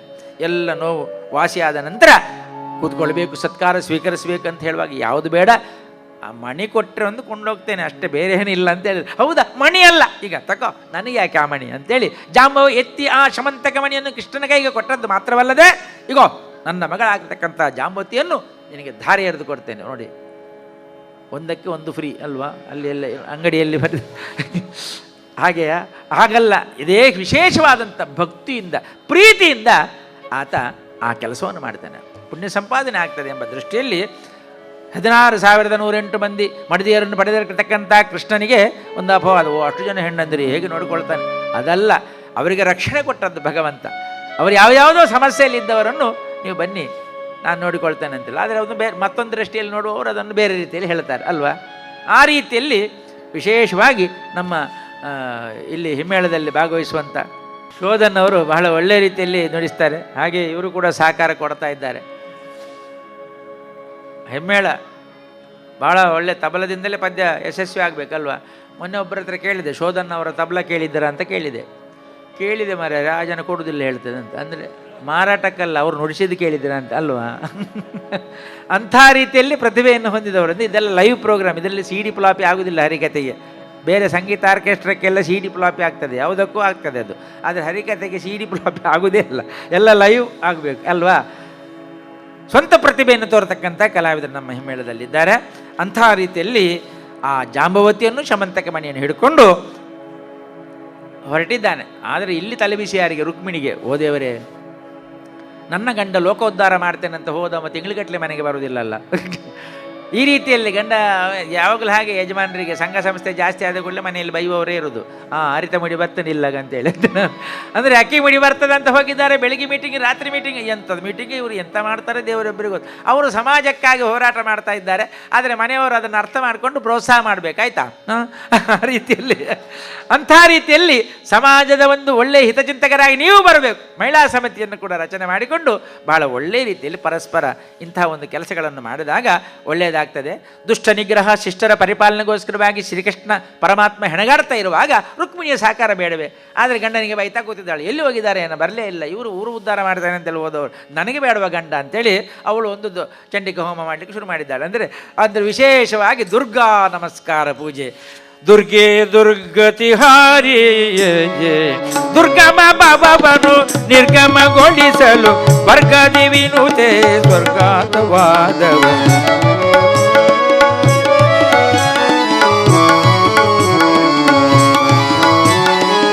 ಅನ್ನಪೂರ್ಣ ಪರಮೇಶ್ವರಿ ಶಂಕರಿ ವಾರಿಜಾಂಬ ಶತಕೋಟಿ ಪ್ರಭಾಕರಿ ನೀರಜಾಕ್ಷಿ ಮಹಾಕಾಳಿ ಭಯಂಕರಿ ರಾಣಿವಾಣಿ ಸುರ ಪೂಜ್ಯ ಮನೋಹರಿ ದುರ್ಗೆ ದುರ್ಗತಿಹಾರಿ ದುರ್ಗಮ ಭವವನ್ನು ನಿರ್ಗಮಗೊಳಿಸುತ್ತ ವರ್ಗದಿ ವಿನುತೆ ಸ್ವರ್ಗಾಪವಾದವ ದುರ್ಗೆ ದುರ್ಗತಿಹಾರಿ. ದುರ್ಗತಿಯನ್ನು ಪರಿಹಾರ ಮಾಡತಕ್ಕಂಥವಳು ಯಾರು? ದುರ್ಗಾ ಪರಮೇಶ್ವರಿ. ಅಂತಹ ರೀತಿಯಲ್ಲಿ ಈ ಅಪವಾದವನ್ನೆಲ್ಲ ಕೂಡ ಪರಿಹಾರ ಮಾಡು ತಾಯೇ. ನನ್ನ ಗಂಡ ಎಲ್ಲಿದ್ದರೂ ಬೇಗ ಬರಲಿ, ಆ ಶಮಂತಕ ಮಣಿ ಸಿಗುವಾಗೆ ಆಗಲಿ ಅಂತೇಳಿ ಅವಳು ಪ್ರಾರ್ಥನೆ ಮಾಡುತ್ತಾ ದೇವಿಯನ್ನು ವಂದಿಸುವಾಗಲೇ ಬರ್ತಾನೆ. ಯಾರು? ಶ್ರೀಕೃಷ್ಣ. ಬಂದೆ ದೇವರಿಗೆ ಒಂದು ಹರಕೆ ಕೊಟ್ಟರೆ, ಒಂದು ಪೂಜೆ ಮಾಡಿದರೆ ಅದರಲ್ಲಿ ಫಲ ಸಿಗ್ತದಂತೆ, ಇದನ್ನೆಲ್ಲ ನೋಡಿ ಮರೆಯಬೇಕು ಅಂತೇಳಿ ಭಾಳ ಸಂತೋಷ ಪಡ್ತಾಳೆ, ಕಾಲಿಗೆ ಅಡ್ಡ ಬೀಳ್ತಾಳೆ.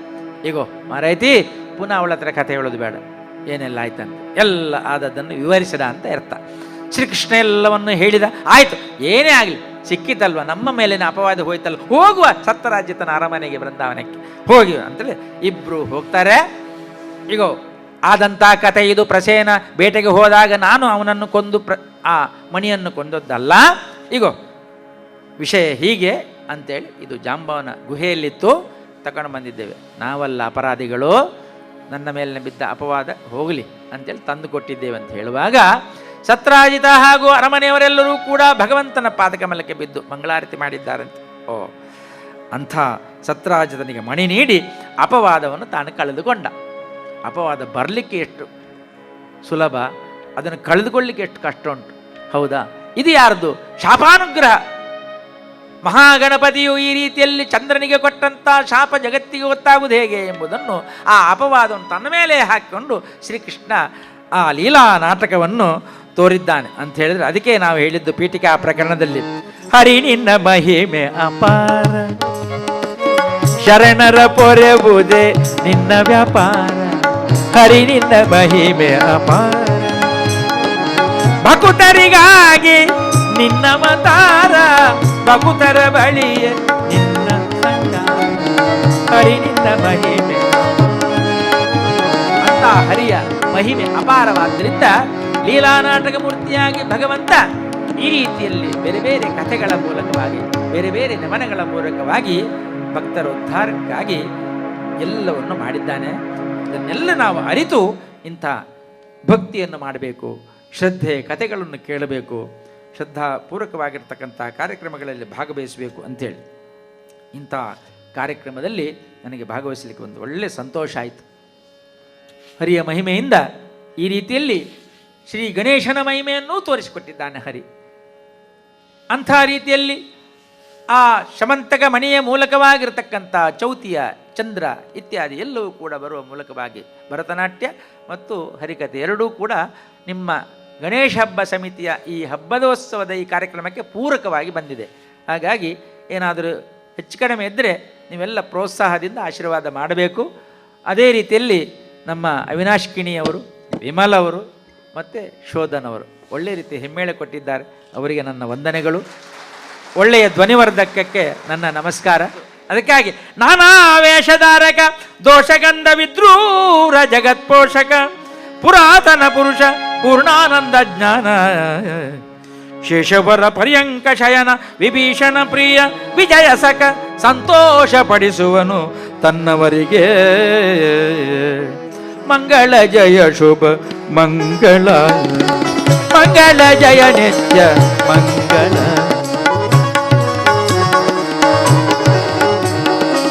ಭೂಮಿಯ ದಾನವ ಬೇಡಿದವನಿಗೆ ಆ ಮಹಾಕ್ಷತ್ರಿಯರ ಗೆಲಿದವಗೆ, ರಾಮಚಂದ್ರನೆಂಬ ದಶರಥ ಸುತರಿಗೆ ಬಾಮೆಯರರಿಸ ಗೋಪಾಲ ಕೃಷ್ಣಗೆ ಮಂಗಳೋ ಜಯ ಮಂಗಳೋ ಮಂಗಳೋ ಶುಭ ಮಂಗಳೋ.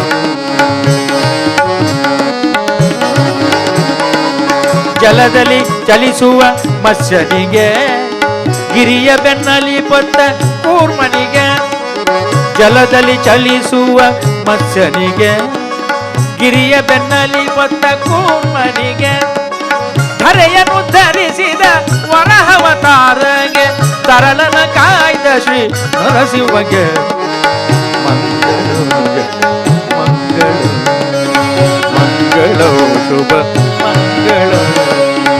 ಭಕ್ತಲು ನಿಂತಿಗ ಬೌದ್ಧನಿಗೆ, ಉತ್ತಮ ಹಯವನ್ನು ಏರಿದ ಕಲ್ಕೆಗೆ, ಹತ್ತವತಾರನೆ ಭಕುತರ ಸಲ್ಲಿಸುವ ಸೃಷ್ಟಿ ಶ್ರೀ ಪುರಂದರ ವಿಠ್ಠಲಗೆ ಮಂಗಳೋ ಮಂಗಳೋ.